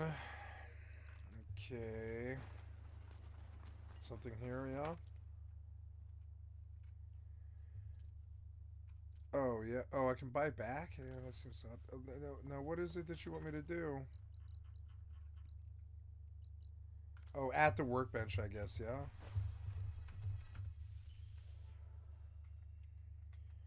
Good, good. We're healing here. The tiger's just kicking the elemental's ass. That's good. I'm stronger than the elemental now, I think. Which is good. Yeah. He did a good job. He killed the elemental right quick. Nice, nice. Yeah, he's got the damage to kill it now. Ooh, ice clusters and stuff. Yeah. Seems good. Let's just heal up now. I actually don't mind that. This is a good camp. I like this camp, like right here in this corner and stuff. I'll sit here now. We'll kill demons.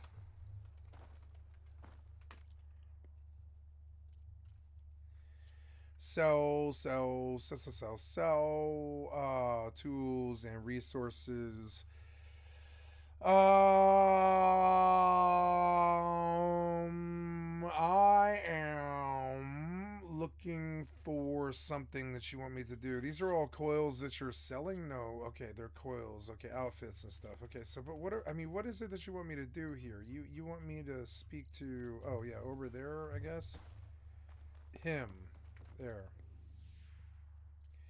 You want me to buy machine muscle, huh? Only that many, huh? Oh man, yeah, it costs 250 each. Wait, how much for? Oh yeah, I'm sure. Yeah, whatever. And then, okay, what else here? What else? Okay, oh, complete a job, machine muscle. Okay, let's go here and make whatever it is. Am I broke now? No, I'm not broke now. Weapon upgrades for whatever this is. The prototype spike thrower. And the warrior bow. I'll do the prototype spike thrower. I like this thing. Yeah.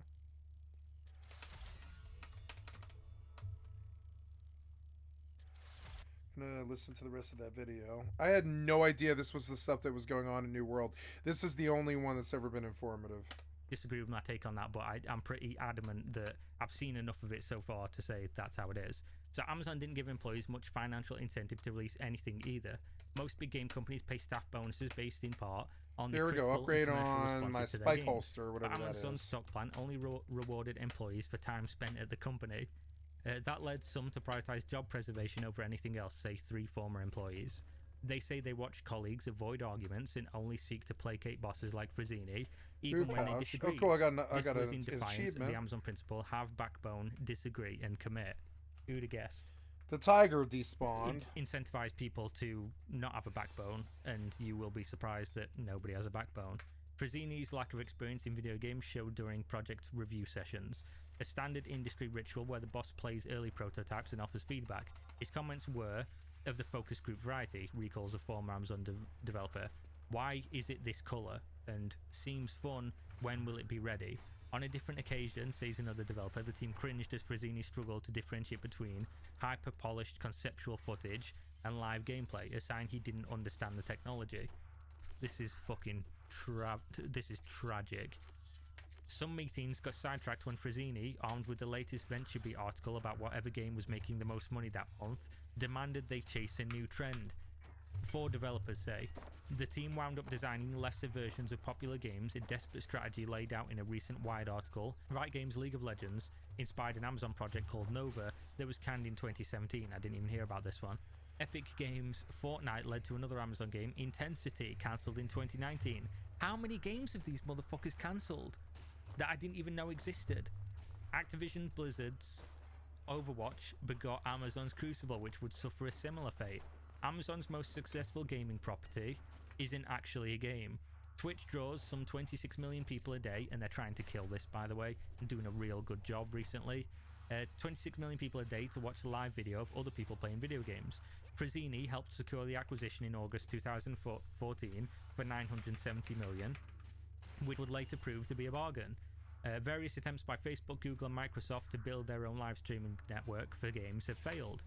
Soon after the Twitch deal, Bezos devised a plan to closely pair Amazon Game Studios with the video site, says 2 people who met with the CEO. We knew about this. You remember back to when New World was originally talked about, and they said it would be a game that was it was integrated with Twitch, and that you could play as a Twitch streamer, and you'd have like things in the game that your audience had impact over and stuff of that nature. I forgot the exact wording they used, but it was like a big deal.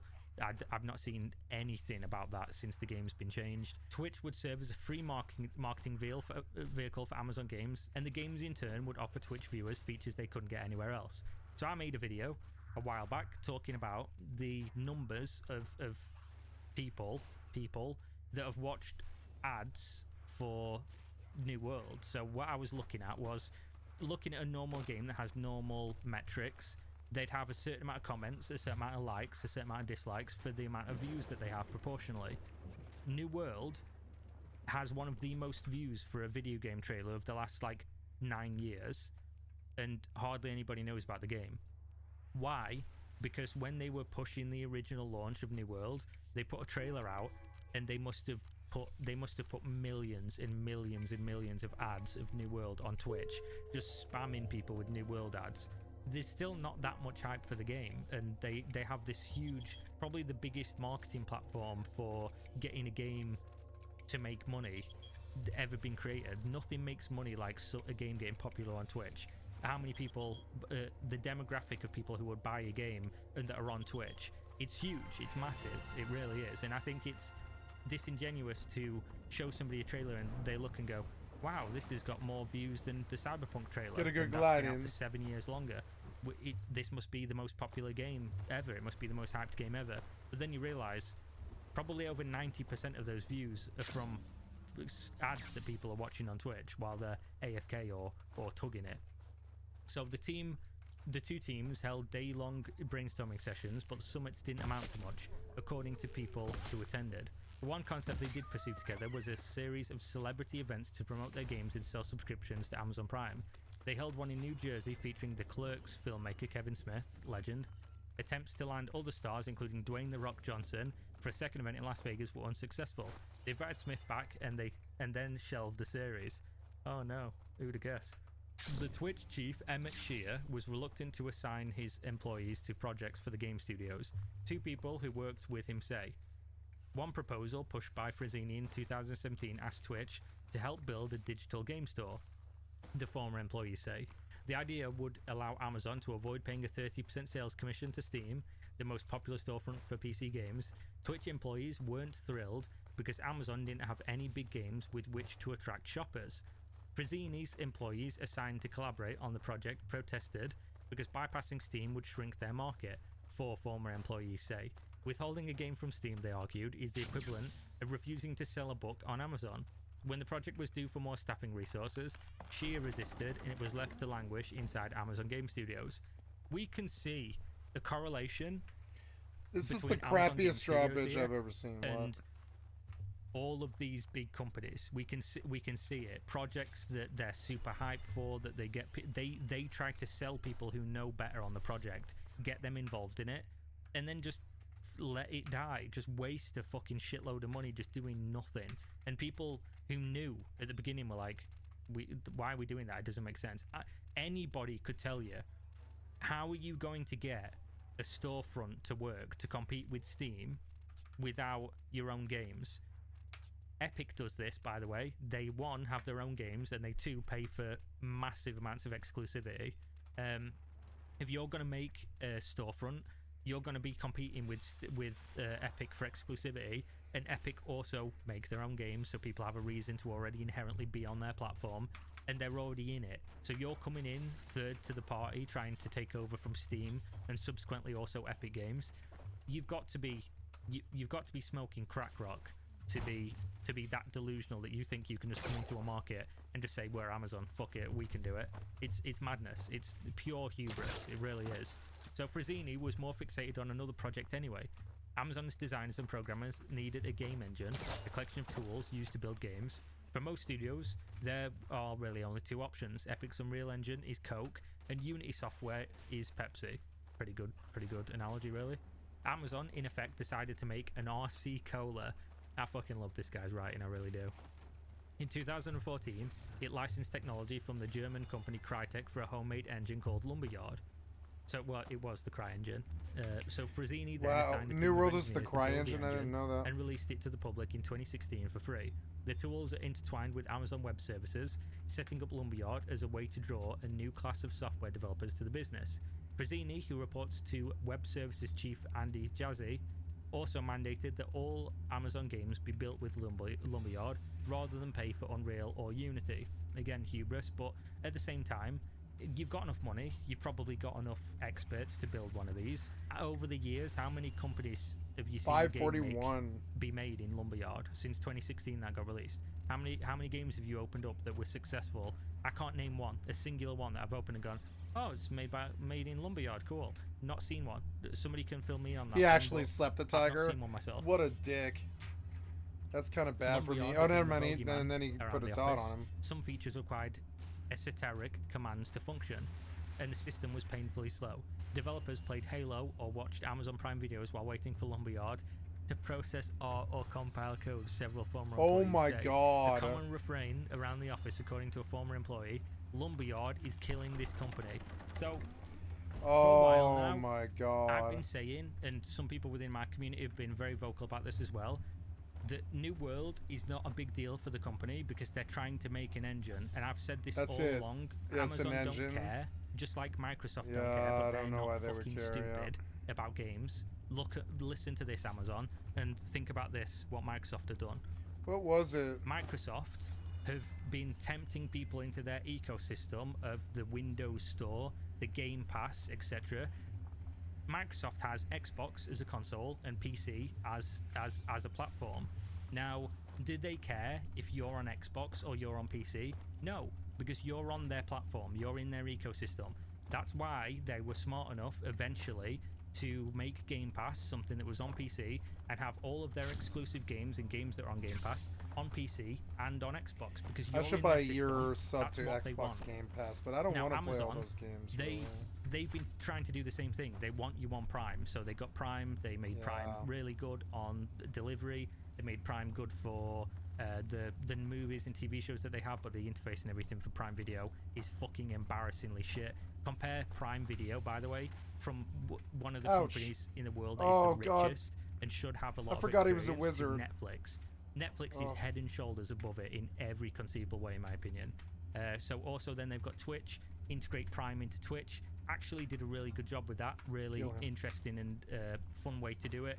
Benefits everybody involved. Makes you want to have Amazon Prime, even if you don't use Amazon in general, because it's like a couple quid extra and you get all the video, etc. And your Twitch sub that you'd pay £5 for anyway. Makes sense. But then when they're doing it with their gaming division and trying to get everything on their own platform, being an engine and their platform of Amazon Prime, why didn't they just have the intelligence to just say, we want them on Prime, we don't care which engine they're on, we don't care which storefront they're on, we want them on Prime. And then you can scale up from there when you've got experience and studios that can make games and people who understand how these things all work together and how the culture of people who play and buy games and watch games and stream games actually think. It's mental, because we all saw Microsoft languish a little bit a few years ago before they actually started making good progressive changes, where they were doing things that didn't make a lot of sense, and Microsoft were obviously clearly in the console market losing to Sony. There wasn't that much they could do about that, so what did? They did the thing that they should have always done. They just brought in PC with their console and said, yeah, we're hip now, we're cool, we don't care about exclusives, we don't care, it's on PC if you want to be on PC. Makes a lot of sense. It's just, it works, it really works. So Lumberyard's killing this company is one of the best quotes ever. It makes complete sense. I've been saying it for a long time. They don't care. They really don't care about New World as a game. So from the outside, No, they though, don't care. Amazon's game operation was scaring competitors. It had some of the world's brightest minds, a deep budget, and the most sophisticated internet infrastructure on Earth. It was building a proprietary engine, and at TwitchCon in 2016, Amazon said it was working on 3 new games: Breakaway, cancelled; Crucible, cancelled; and New World, yet to be cancelled, probably won't be, to be honest. Nova, the League of Legends copycat, was still under lock and key. Over the coming years, all but one would be cancelled. In the summer of 2018, Frazzini nabbed his biggest hire yet. Christoph Hartmann, the new vice president of game studios at Amazon, had spent 2 decades at Take-Two Interactive Software, where he published blockbusters such as Bioshock and Mafia. It was a somewhat controversial hire, as Hartmann was also responsible for some high-profile failures, such as the Bureau XCOM Declassified, which led to the developer's demise. Still, Frazzini positioned Hartmann as a fixer to staff. Wait, Hartmann loosened the mandate to make everything with Lumberyard, so you can use other engines if you want, and some teams began prototyping games using Unreal Engine.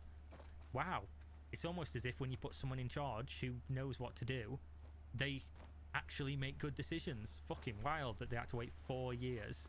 No, sorry, 6 years to hire this dude before he went, why are we only using our shit engine, by the way? Why don't we use the engines that actually work? Because that will save us money, because we don't have to make an engine, and we clearly can't. So Hartmann also pressed Amazon to publish titles made by other companies. So he's the one who got us Smilegate. It signed one such deal with a Korean publisher, Smilegate, to release a game in 2021. That is 99.9% going to be Lost Ark in the West in 2021. It would make way more sense anyway as Amazon to just develop the games on their own on the side, or publishing games. You're a huge company with a massive infrastructure, a massive name, a trusted brand. Makes way more sense. So soon after Hartman's appointment, Amazon came close to capturing a much brighter star in the media world. The company informed staff in 2018 that Jason Kilar, a former Amazonian and one-time Hulu CEO, was rejoining to oversee the Amazon Games division and presumably become Frazzini's boss, says two people who were there at the time. For unexplained reasons, Kilar never arrived. The almost hiring was first reported by technology news site The Information.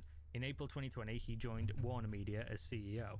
With Frazzini still at the helm, the game studios began aligning themselves with Amazon's far more successful film and television properties. The company said in 2019 that it was working with Chinese developer Leyou Technology Holdings on an online game based on Lord of the Rings as a complement to the upcoming Prime Video series. That same year, Amazon released its first ever console game, a racing simulation based on the Prime Video show The Grand Tour, Top Gear, a car review series starring the original British stars of Top Gear. The game bombed. It drew so few players that Amazon took the unusual step of removing it from storefronts a year later.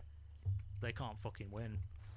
The embarrassments kept coming. In May 2020, Amazon released Crucible, the hero shooter inspired by Overwatch. Sweet. One of the things that we hear most often from people who try Crucible is that it feels unique, Frazzini said in an interview at the time. These people are so full of shit. They're so full of shit. They're so high on their own supply. It is literally like that South Park episode where they're just fucking farting in wine glasses. Ooh, the aroma. I work for Amazon. Our game. Oh, they're so unique. Fuck off. Gamers weren't interested. Reviewers IGN called it tedious, and PC Gamer declared Amazon's long-awaited hero shooter wasn't worth the wait. If you're getting ripped by mainstream game journalism, you fucking lost. Also, by the way, New World also got these articles. PC Gamer, IGN, they were calling it boring, slow, tedious, nothing new. So, there you go. I obviously got a bunch of blowback for saying that the game was boring and lacked content and wasn't finished, but most people that are in the know knew exactly what I was talking about. So former employees of the live streaming unit say Twitch was often reluctant to alter a game's fate through promotion. After all, Twitch can't save a game nobody wants to play. Amazon pulled Crucible from wild release in June and then killed it in October.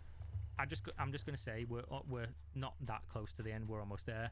If you have the marketing machine of Twitch and you still can't get a game to do well on release, just fucking give up. Just give up. If you're paying all the top streamers, like Tim the Tapman was playing it. There was a bunch of streams I watched, I think Summit was playing it, that were playing Crucible.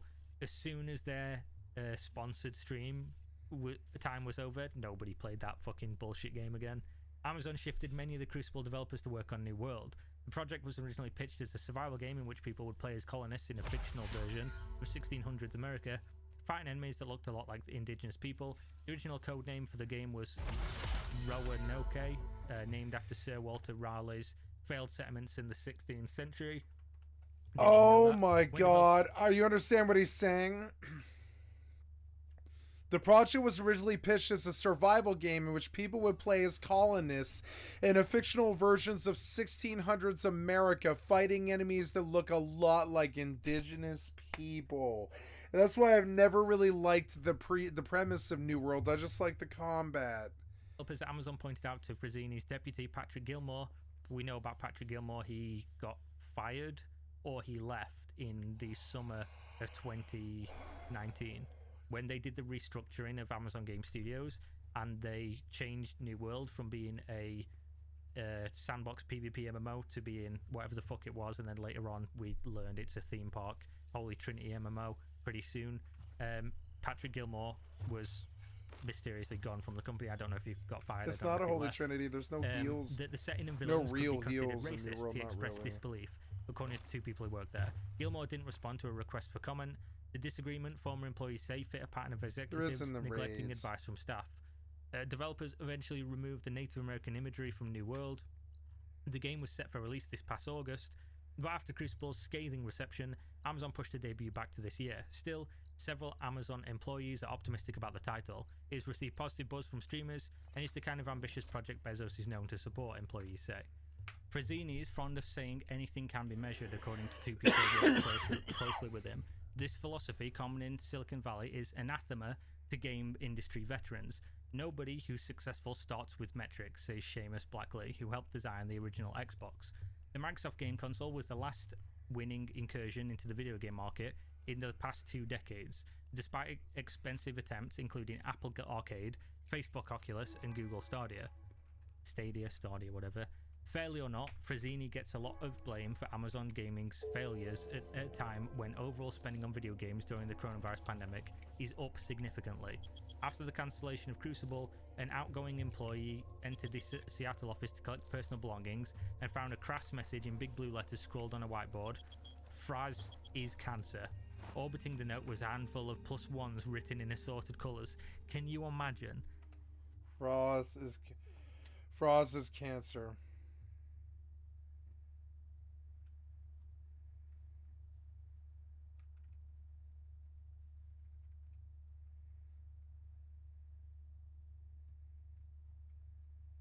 Orbiting the note was a handful of +1s written in assorted colours.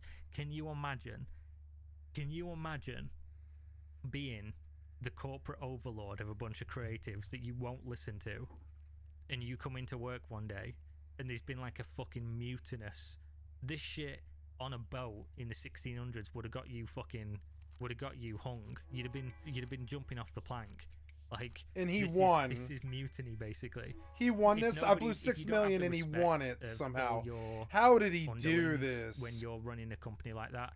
One Nobody's gonna hypernode give and a he fuck, wins it let's be somehow. honest. How If did this you is actually do what's happening, that? That's mental. That's It not really right. is. So the biggest new product from Amazon has nothing to do with Frazzini. Amazon Luna lets subscribers instantly play console-grade games without the need to buy pricey hardware or wait hours to download a large file. The team released a version for Android devices in December, and the service remains in early access, limited to customers who request an invitation. The Luna project is overseen by David Limp, who runs the devices division that produces the Echo and Kindle. In its current iteration, Luna offers more than 24 games, none of which are made by Amazon Game Studios. Quote, "I hope that they have a hit," Limp said in an interview in September, "but in addition, I think it's equally important for us to build a system, and I think Luna has the starting points for that." In many ways, the approach to games mirror the one that eventually led Amazon to some success in Hollywood. It tried a bunch of different things: develop a streaming service, set up a studio, produce TVs and film, build a set-top box, and selected an Amazon insider, Roy Price, to run it. Price produced a handful of bad shows before Transparent won Amazon its first Golden Globe in 2015. Then came Oscars for Manchester, Manchester by the Sea, and more Golden Globes for The Marvelous Mrs. Maisel. Price was ousted in 2017 over sexual harassment allegations. Crazy. And Bezos took the unlikely step of looking outside of the company to Hollywood for his replacement, Jennifer Salk, maybe. She cemented Amazon Prime Video as an important part of the company's business strategy. People sign up to Prime to watch The Boys, and they buy more stuff on Amazon. I mean, undoubtedly, Amazon Prime's got better with the amount of TV shows that they have and the quality of the TV shows that they have over the years. I still don't think it literally holds a candle to Netflix, but it's much better than it was, put it that way. Prime Video was so fucking bad like 5-6 years ago. It was Amazon really could still bad. do the same in gaming. Luna demonstrates a There's continued still commitment. nothing on Prime. As do the I look all the investments in time. New World, and There's as yet movies. unannounced projects, including a I secretive mean, new game I from could go Smedley, get that for who free. laid the foundation for massively multiplayer online games in the late 1990s with EverQuest. After Amazon's misadventures in gaming, there's at least one passage from the leadership principles the company will still hope to prove. Leaders are right a lot. With assistance by Matt Day, and on top of that, this was an article that was by Jason Schreier and also Priya Anand. I'm probably butchering the name, sorry about that. Not familiar with the work of this person. Oh, So, she can't do anything here. This is a long ass Okay. video. It's probably like going to be 50 odd minutes long. I really hope you guys enjoyed the video. My take was probably a little bit scattered on it, but honestly, this article was mega interesting for me as somebody who's followed Amazon Game Studios super closely over the years and has talked about this subject a lot. I've talked about New World probably more than any other game other than Black Desert Online, which I made videos of when I first started my channel, and I've always gotten shit for criticizing New World and criticizing Amazon Game Studios, but this just proves what I was saying was right. I might not have been correct on all the tiny little details, but the principle of Amazon Game Studios doesn't know how to make games. I was right. And if anyone who said that I'm a hater, well, I guess you'll say this is hating as well, and this article's hating, but you know, Just goes to show, Amazon Game Studios has no fucking idea what they're doing, generally. Hopefully New World's good. Like I say, I'm more optimistic about it now, but it does seem like they've left it a little bit late in the game to get to where it needs to be. It's been a problem for a while. I just hope the underlying... I want to watch the underlying LX2 tech review again. works good. It's weird because I just watched this. It's long, too. Elix 2 is the aptly named sequel to Elix, an open-world action-adventure RPG from German developer Piranha Bytes, who were previously known for their work on the Gothic and Risen trilogies. As a series, Elix blends science fiction, fantasy, and post-apocalypse themes by way of a magical substance known as Elix, which was on a comet that struck the fictional planet of Magellan some 160 years. This will bore me again, I think, though.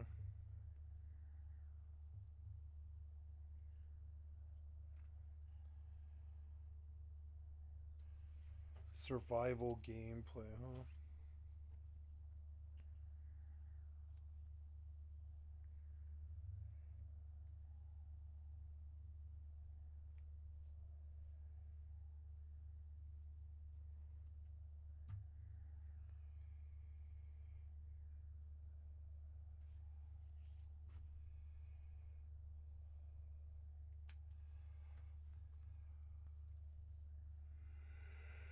Ago, leaving the survivors to band together into different factions that would harness the power of Elix in different ways, some using it to fuel advanced technologies, others using it to draw inert magical energy from the earth, and others using it as a psychoactive drug to stimulate their physical and mental prowess.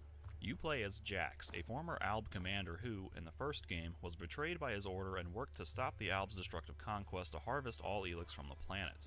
Elix 2 picks up several years after the first game's conclusion and once again sees Jax working to unite the factions to fight off an enemy threat, this time in the form of an alien invasion force who actually sent the comet to Magellan as a means to terraform the planet in advance of their arrival.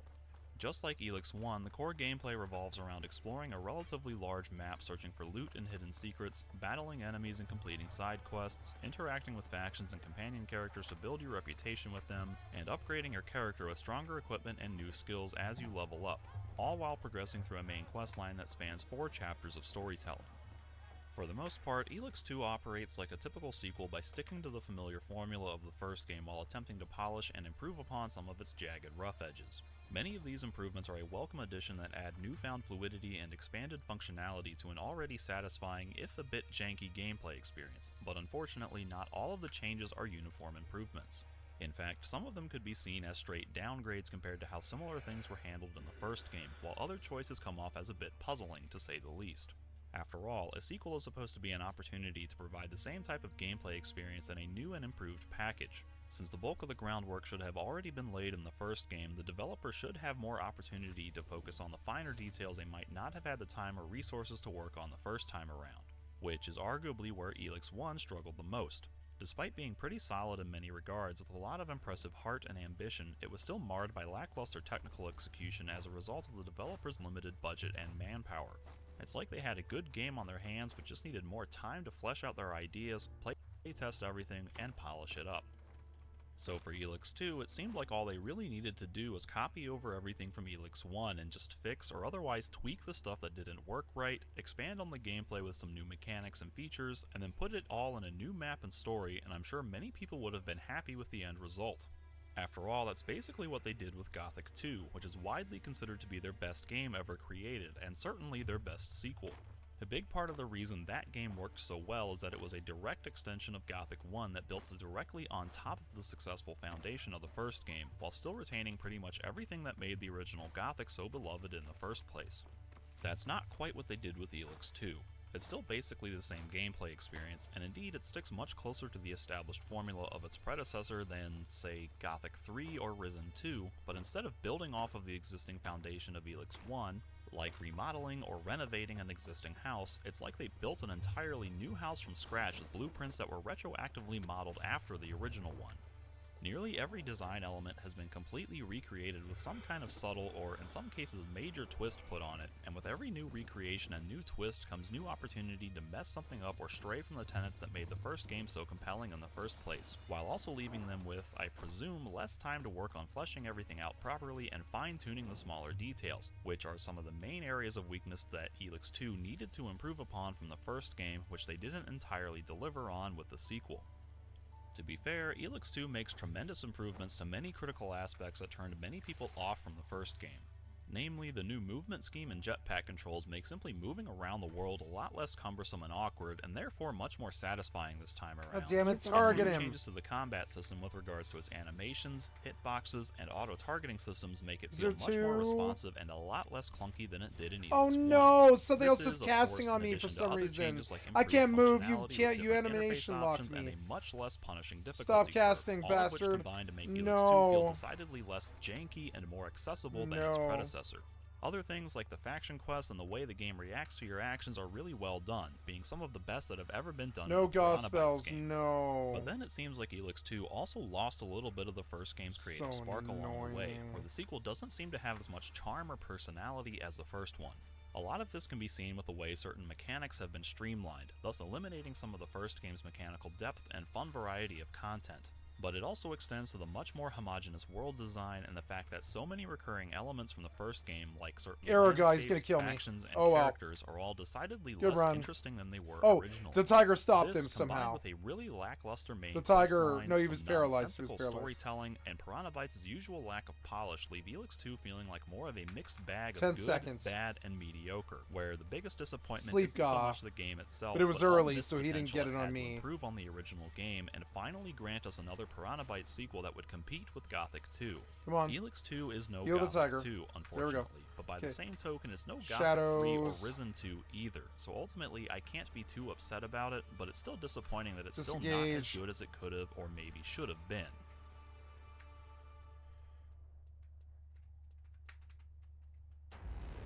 Good, good. Now kill the demon pawn. The sequel continues on the premise that was set up by the first game's conclusion, which foreshadowed the impending arrival of an extraterrestrial collective, later revealed in Elix 2 to be called Skyans, who would threaten to take over all life on the planet, thus setting up Jax's mission to prepare the world for their arrival. The story then flashes forward several years with a few trailer montages, slideshow narrations, and dialogue sequences filling in the gaps between Elix 1 and Elix 2, wherein Jax apparently tried, but failed, to get the factions to heed the alien threat Oh, and you work can together fast to plan travel if against you're it. at the campfire? Discouraged by their I lack didn't of know. cooperation, Jax Okay. apparently gave up and went into exile while everyone else went about their own oblivious interests, until the day when the aliens finally arrive and Jax is once again thrust into action to save the world, thus kicking off the actual start of Elix 2 when Jax's home is destroyed and he gets infected by an alien creature. He's subsequently rescued and nursed back to health by Adam Dawkins, the hybrid from Elix 1, now removed from the machine in the Alb Directive, who's trying to establish a new faction that he calls the Sixth Power to fight off the aliens. From there, the story deals with learning about the aliens' origins and their ultimate intentions, figuring out their weaknesses and how to beat them, and recruiting enough allies from the other factions to help take the fight to the aliens and drive them off the planet. Oh, and at some point between games, Jax and Kaya hooked up and had a kid together named Dex, who's apparently going to play some kind of important role in thwarting the aliens' plans. Right off the bat, there's questionable continuity issues with regards to important choices from Elix 1 not necessarily carrying over to Elix 2. Elix 1 offered what might be an unprecedented amount of player choices for a Piranha Bytes game, and instead of finding a clever way to account for those choices in the sequel, like, say, by importing save files or giving you a Witcher 3-style simulated save option to manually set critical outcomes from the first game, or even just by leaving the outcomes open-ended and allowing you to shape the narrative through your own dialogue choices, they just picked one option they considered canon for each decision or else ignored the decision completely. Every companion from Elix 1 makes a return in Elix 2, for example, except for the two whom you had the option to kill at the end of their questline, and of course the one who sacrificed themselves as part of the main questline.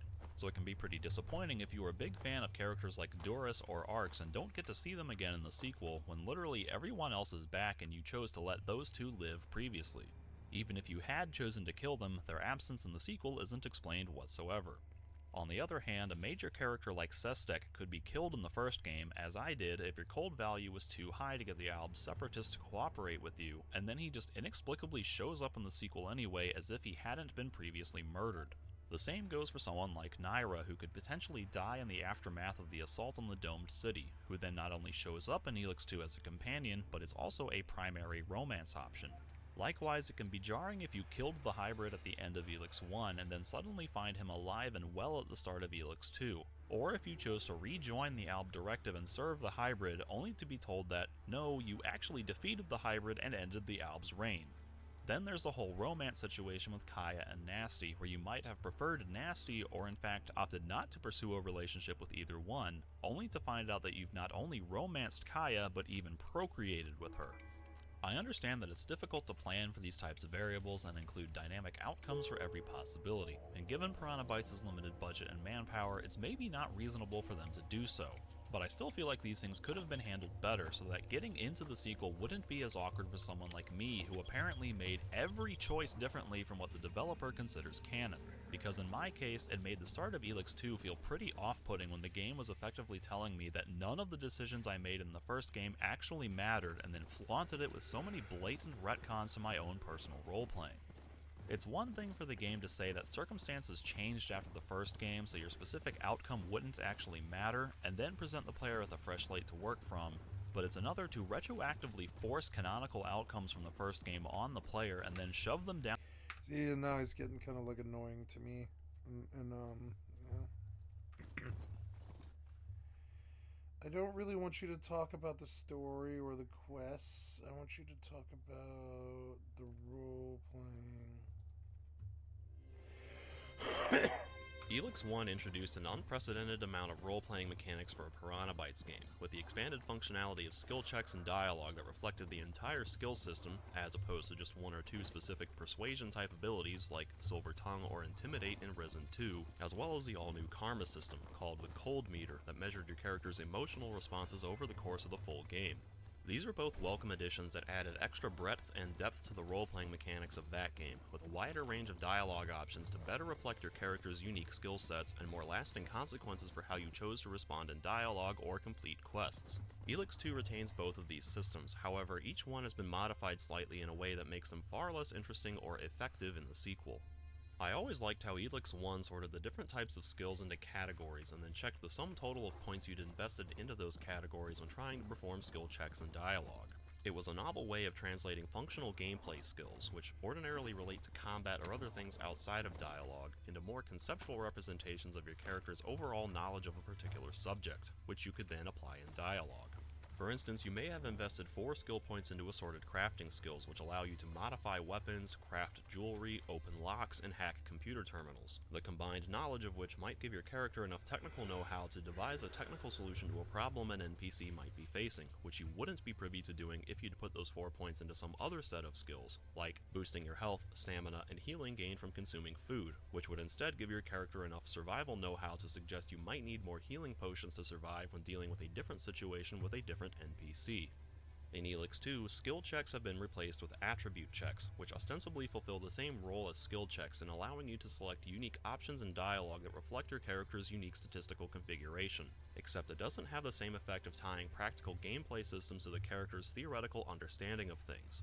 The attributes themselves are sort of an abstract concept to begin with, and they don't exactly represent your character's learned abilities and expertise in certain fields. There's merit in checking your attributes to resolve tests and dialogue, of course, but that's more of a generic concept that isn't as interesting to me as Elex 1's skill checks, so it's a situation where I feel the role-playing would have benefited from keeping the old skill check system and then adding attribute checks on top of it, so I'm not entirely sure why they decided to do away with that system altogether. The real fault of the attribute checks, however, is that the game hardly uses them at all. Not that Elex 1 had a preponderance of skill checks either, but attribute checks are almost non-existent in the sequel, to the point that I was surprised anytime one showed up because they were so infrequent that I kept forgetting they even existed. I think I only experienced one in my first 10 hours, and then maybe only 5 or so in the next 40 hours, while doing tons of quests for the Morcons, Berserkers, and Outlaws. And in the few occasions when an opportunity to check an attribute actually came up during that time, it was usually only for intelligence and nothing else. One of the very few occasions when the game actually checks against multiple attributes happens during a quest for the Albs, where you're trying to get approval for one of their scientists to conduct an expedition to study the Skyans. I liked that one because it was a rare opportunity when it felt like my character build was actually influencing my ability to resolve the quest, since I only had enough strength to convince Azok to go through with the expedition, and I had to do so by saying I was strong enough to handle it all by myself, which meant I got no reinforcements from any other Albs in that expedition. But apart from maybe 1 or 2 others like that, the attribute checks were too infrequent and too inconsequential to feel like they played much of a significant impact on the role-playing, which is certainly a shame for a supposed role-playing game. On the other side of the coin, the cold meter was another novel concept in Elix 1, since it didn't function like a typical karma meter in other games, which typically measure your actions as being some variation of either good or bad. Instead, the cold meter simply kept track of how emotional you were, which is more of a neutral gray area on the spectrum of good and bad, since emotional responses can be equally good or bad. An emotional response could mean showing compassion for someone who's suffering, a morally good option, but it could also mean getting pissed off at someone and threatening to kill them, a morally bad option. Likewise, cold options aren't necessarily bad or evil choices. In fact, they're sometimes smart and practical choices that might do the most good in the given situation, like focusing on the matter at hand instead of getting offended and seeking petty revenge, or making the correct tactical decision to commit forces who might get killed, defending an objective of utmost importance. So there was a lot of room for interpretation as to what the supposed best choice might be in a given situation, which added extra depth and complexity to decisions besides just picking strictly warm or cold dialogue options. Besides that, it also served a purpose in the story by representing Jax's separation from the Alb Collective and his former dependence on Elix, with the player having the choice to embrace his newfound humanity or relapse back into his old cold-hearted ways. Elix 2 replaces the cold meter with a destruction meter, which is basically the same thing, complete with the same display bug that occasionally shows your karma level as the opposite of what it actually is, except it now measures how creative or destructive you are. I'm assuming this change is because a majority of players leaned towards warm or neutral playstyles in Elix 1, and thus Piranha Bytes decided to make that canon, in which case it wouldn't make sense for Jax to be able to go cold again in the sequel, so they came up with a different system that would work under that.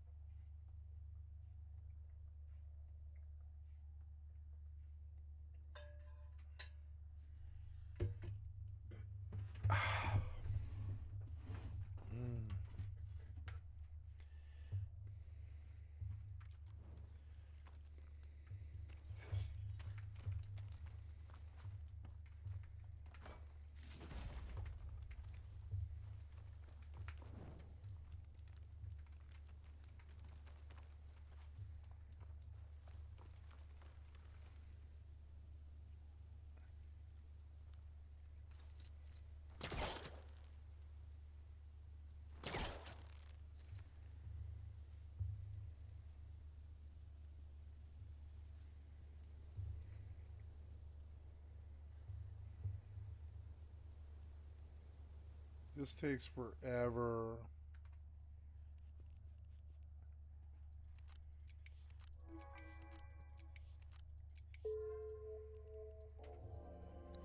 Pretense a little better. I'm not really sure how creation and destruction are supposed to tie into the story or narrative themes this time around, however.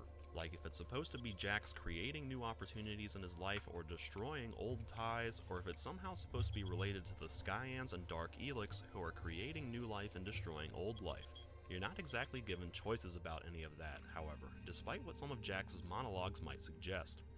Is the path the Skyans are on the right one? Is the path the Skyans are on the right one? Could it be that striving for immortality, for the next rung on the evolutionary ladder, is really the way forward? Which path will I walk? How do I make this decision? Ultimately, you have to work against the Skyans, and you have to embrace your relationship with Dex, and thus your implicit relationship with Kaya, even if you choose not to officially romance her again. So Jax's destruction doesn't really tie into the story at all. In Elix 1, your cumulative cold level at the end of the game determined which of the 3 endings you unlocked, which determined the fate of the hybrid and how Magellan would prepare for the eventual arrival of the alien threat, complete with different cutscenes and dialogue sequences with a final boss to illustrate these different outcomes. In Elix 2, you get the same ending regardless of your destruction level, with the only difference being the types of enemies that populate the world map for the epilogue. But by that point, it's too little too late to really matter since the game is effectively over, and there's no real indication that these differences will actually matter come Elix 3. I presume the singular story ending was done so that Piranha Bytes wouldn't write themselves into the same type of problem they experienced going from Elix 1 to Elix 2, with having to retcon certain endings by making only one of them canon, or else spending entirely too much time and resources accounting for 3 different starting points in a possible Elix 3. But it's a clear example of the developer walking back innovative progress for the sake of their own convenience. Your destruction level still impacts certain individual options in other quests, in terms of your destruction being high or low enough to pass certain checks in certain situations, but with it having no practical effect on the outcome of the main story, it ends up feeling far less meaningful and impactful than the cold meter did in Elix 1. So in effect, the destruction system seems like an arbitrary change to a more generic karma meter, whose purpose is simply to measure how good or bad you are, since seemingly every single choice boils down to a binary dichotomy of being kind, compassionate, considerate, and polite for creative choices, or being rude, offensive, violent, and greedy for destructive choices. As such, the most sophisticated the role-playing typically gets is be a decent human being or be an a-hole, which aren't particularly satisfying choices. It's entirely straightforward and robs the core role-playing system of any meaningful nuance, since there are no moral gray areas where a morally bad choice might yield a positive shift on your karma meter and vice versa. And since the dialogue window telegraphs every creative or destructive choice by always placing the creative option on top and the destructive option on the bottom, with a neutral choice, if there is one, sandwiched in between, the karma shifts are always the same every time, so it becomes painfully obvious which option you should pick to maintain a particular destruction level. I suppose that latter issue is actually a blessing in disguise, because the logic for what determines a creative or destructive choice is sometimes so vague that you wouldn't be able to make informed decisions if it weren't for their positioning in the window. There are numerous occasions when the dialogue choices seem to be so utterly benign and inconsequential that you would never think to attribute any creative or destructive qualities to them, like how telling Kaya to be careful when dealing with Dark Elix, or how asking Fox if he's sure about something, are both considered destructive for seemingly no reason other than the fact that they're in the bottom slot of the dialogue window, or how asking a harmless question about the situation when someone asks you to walk around them is considered creative because it's in the upper slot and not the obviously rude response below it. I guess you could technically argue in that case that you're creating character interaction and quest opportunities by placating the child, but that clearly is not a response befitting a creative dialogue choice, and instead feels like a neutral one that's had creation points arbitrarily assigned to it because they neglected to write in a proper third response option. So if not for the dialogue option's predictable positioning in the window, I feel like you'd often be confused and frustrated by how the game interprets those dialogue options and applies the karma shifts to your character. There's still plenty of confusion and frustration to be had in the system, however, seeing as the game's definitions of creation and destruction are pretty questionable in general. At one point you encounter a wandering NPC who tries to extort money from you, and your only options are to just roll over and let him commit highway robbery, which greatly lowers your destruction, or flatly tell him, no, I'm not giving you anything, which greatly increases your destruction. And for the life of me, I can't fathom why either of these is considered creative or destructive. You shouldn't be rewarded with positive points for appeasing a criminal thug. It's not like you're donating to charity out of the kindness of your heart to assist those in need, and you shouldn't be penalized for standing up for yourself when someone is clearly threatening to attack you. I mean, the supposed destruction option isn't even aggressive about provoking conflict or insulting the guy. Jax literally just tells him to go ask someone else instead. Sure, one of them avoids a fight and the other leads to it, so that must be what the karma shifts are reflecting, but the means of how you get to those end results, on the one hand abetting a clear bad guy, and on the other defending yourself from criminal extortion, seem fundamentally incongruous with those karma shifts that get applied to your character after the fact. And as another frustrating side note, if you choose to pay the guy and then attack him afterwards, you can't take your money back from his inventory because it apparently vanishes from the game entirely. If this were any of the original Gothic games, that would have been a viable option. Falk's personal questline likewise has a weird conclusion where the karma shifts don't make any kind of logical sense to me. The whole point of his questline is that he's an android conducting social experiments to learn how to become more human, which eventually culminates with him leaving the Bastion to join a group of thieving, murderous bandits in order to learn more about the bad side of being human. By that point in my original playthrough, I had joined the Morcons and gone full destruction mode, and suddenly found my character preaching to Falk against my will about how it's wrong to commit such evil deeds when, per my character's destruction meter and faction selection, he should be encouraging that kind of behavior, not denouncing it. So that was a jarring role-playing disconnect between my character and this quest right off the bat, which I didn't appreciate. It's evil, Falk. It's human. You said so yourself. If there is an error in my thinking, please explain it to me.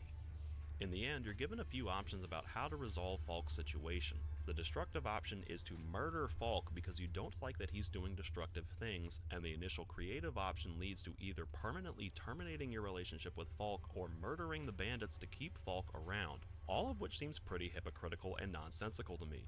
If we're condemning destructive behavior as evil, then why is the solution to commit further destructive behavior? Why does the supposed creative option involve destroying a friendship that's persisted through 2 entire games instead of finding a more, well, creative way to preserve the friendship and correct the behavioral problem? Why does getting Falk to stop his supposedly evil deeds involve murdering other people in cold blood?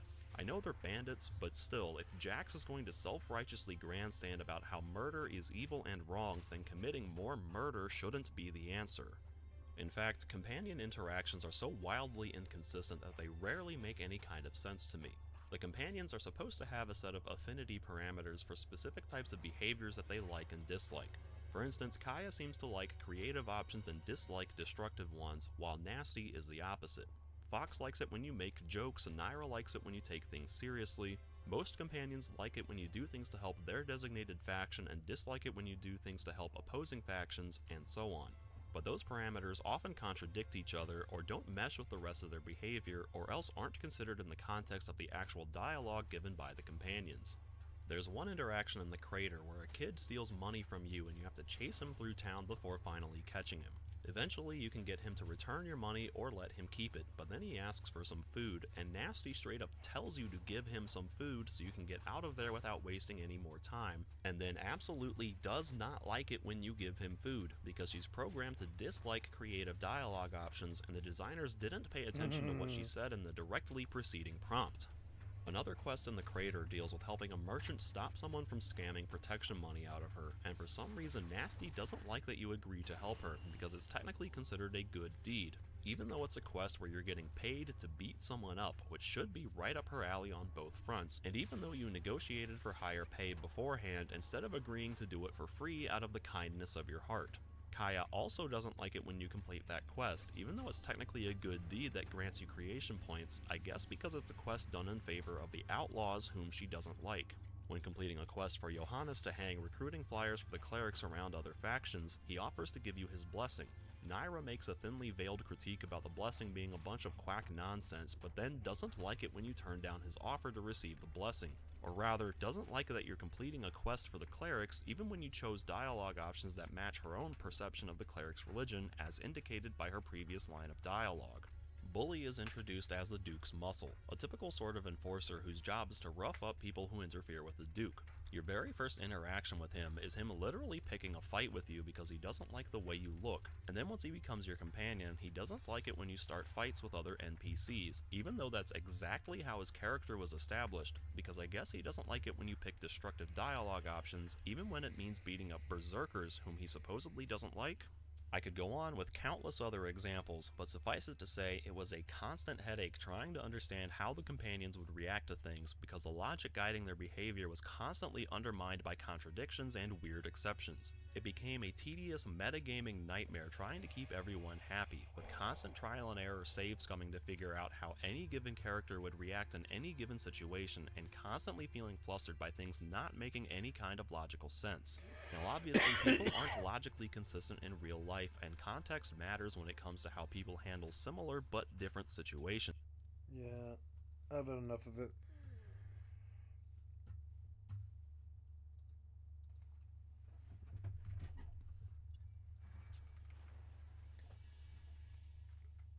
The game's gonna be too intense if I'm looking for older.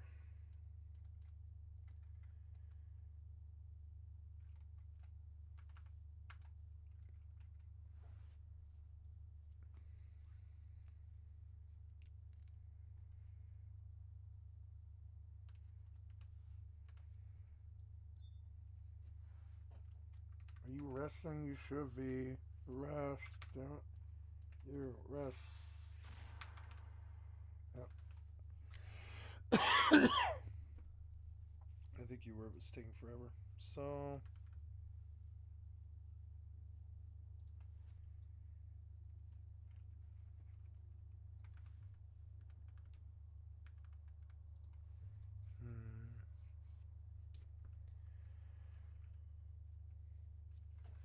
Now.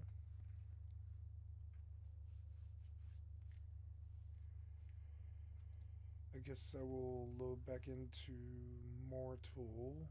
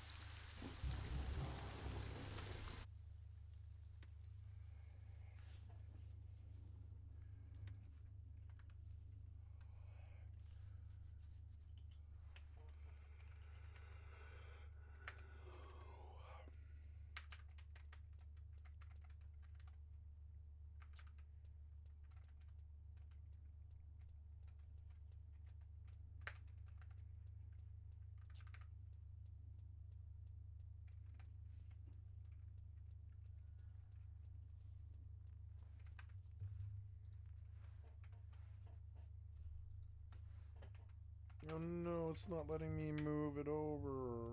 Why? Why aren't you letting me move it over? Video, windowed. Yep. You are not acting right. Oh no, I can't even fucking get I can't even get out of the game to get my fucking, I can't even get Windows to load. God damn it! Why do you do this? Go smaller for a second. Yep, like that. Then make it bigger. Yep. And then, yep. I don't know why you can't do that. It's so stupid.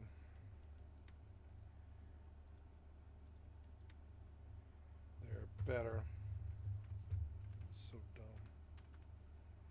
So, okay, there we go.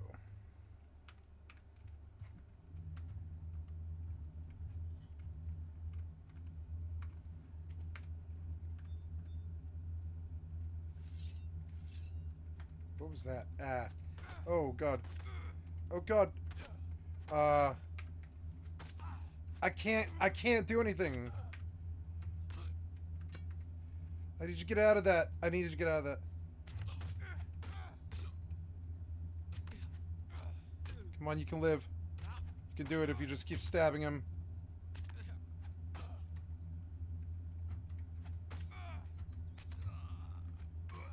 2 seconds.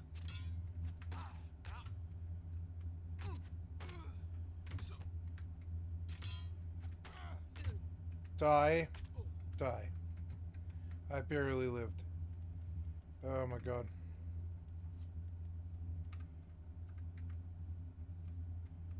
That sucked. I almost lost. At least I lived. Where's the other one? Where's the other body? I killed him. Not there. Well, I guess I shouldn't stay under the bridge because, like, the damn mobs come and aggro me.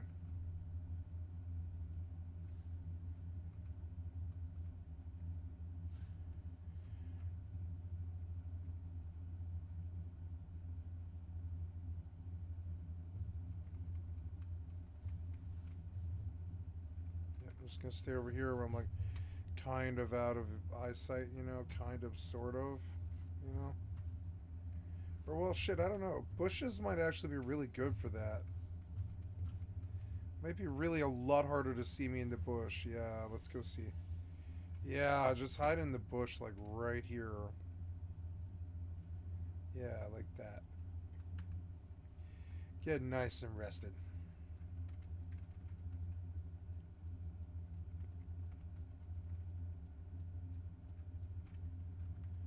Okay, and south. And I want to go see if I can get dark alleys. For that is good money.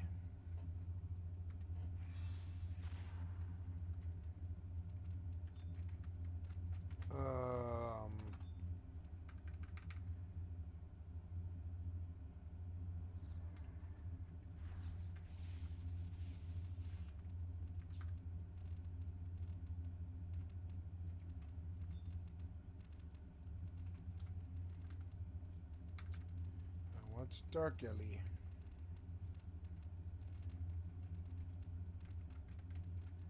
All dark alley gone? All dark alley gone somehow, really quickly. All dark elementals gone. I was not the only one. A demon commander. Yes, all dark elementals gone somehow. I don't really understand that, but okay. We'll go back down the hallway. We'll go back north again. Oh, yep. I guess you're a sneak, huh? Damn sleep guy.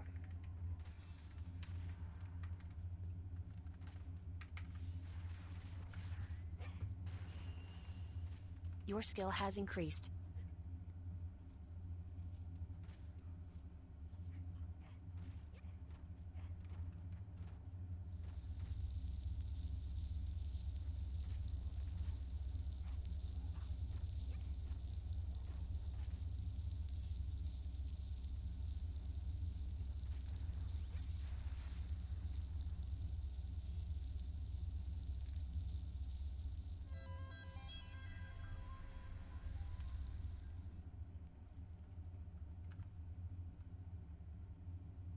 Good, I'm full again.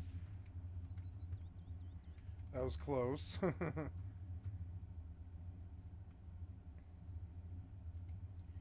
Supposed to kill bandits, but getting up there is a fucking pain in the ass. Yeah. I don't know. Isn't there like wolves over here somewhere? I remember there being wolves here. But I really don't know.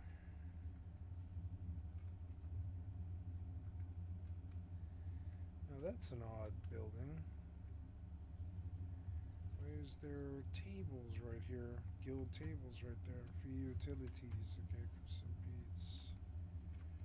Oh, access just okay, man. There's a dude on a horse and another dude on foot.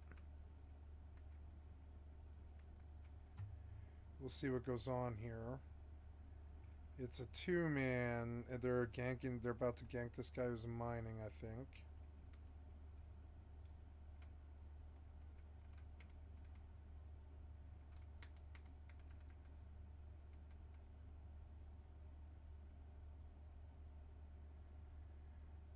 Yeah.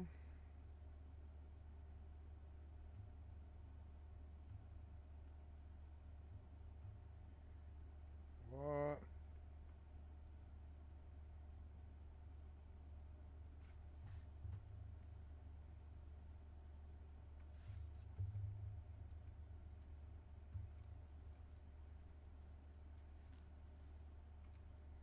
What are you doing? Oh, he's after a pick.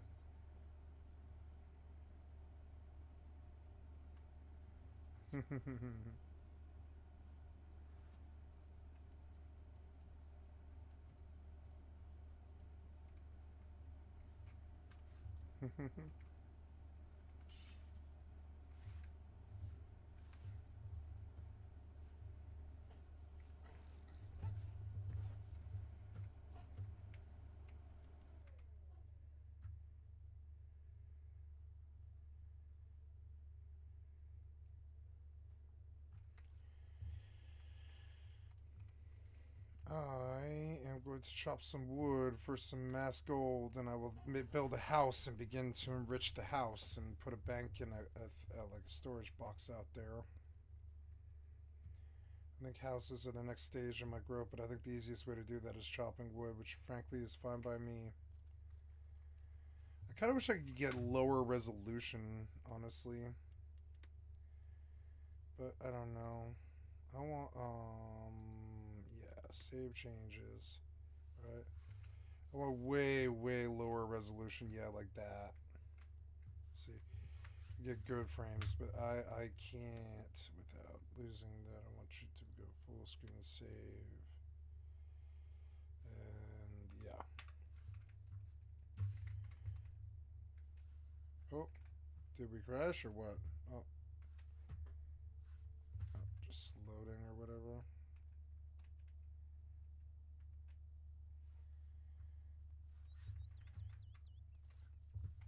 Or maybe not this. I want oh,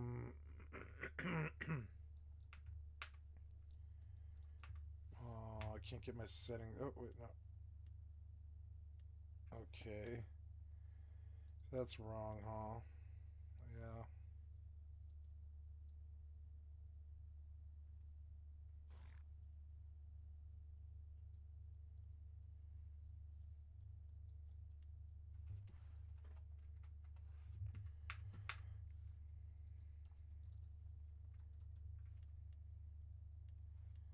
That's very bad.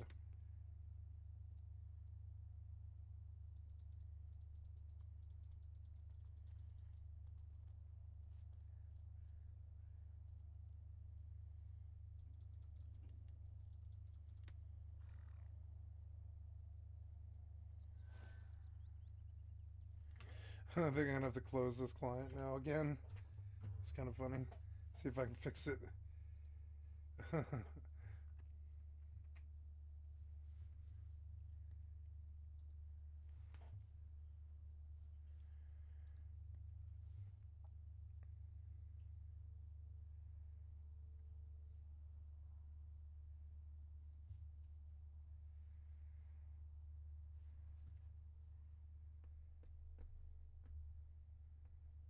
I'm part of the 6% who have done that, huh? Nice.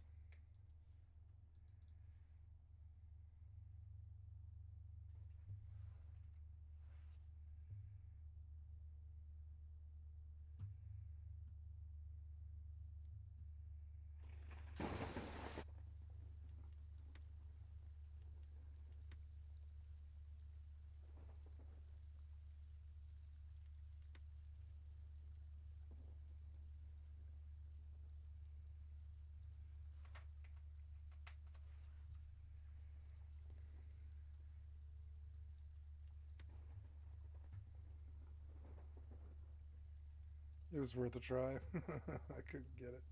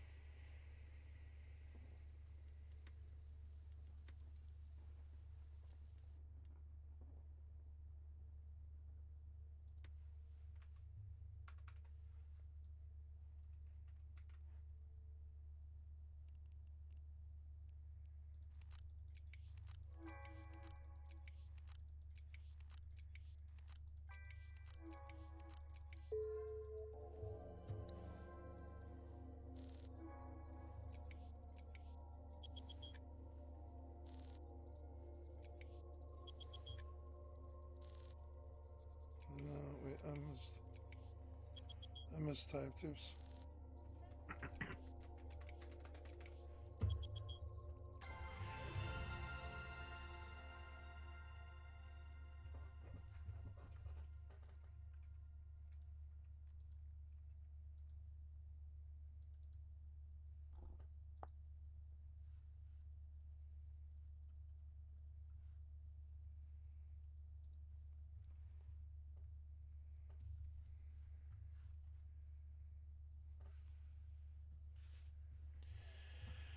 Okay.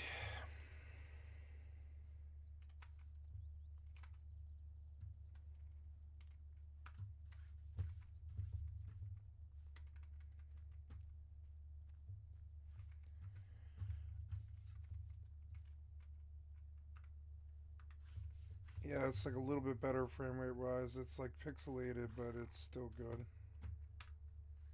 That's not good though. Maybe balanced. Yeah, balance looks better. There, balance. Balance looks better than graphics. Yeah, balanced. Yeah, balance is good actually. Balanced or maybe performance. Yeah, performance isn't all blurry when I look at stuff. Yeah, that's actually good. And yeah, I am putting stuff away and picking up axes, and I'm going wood shopping.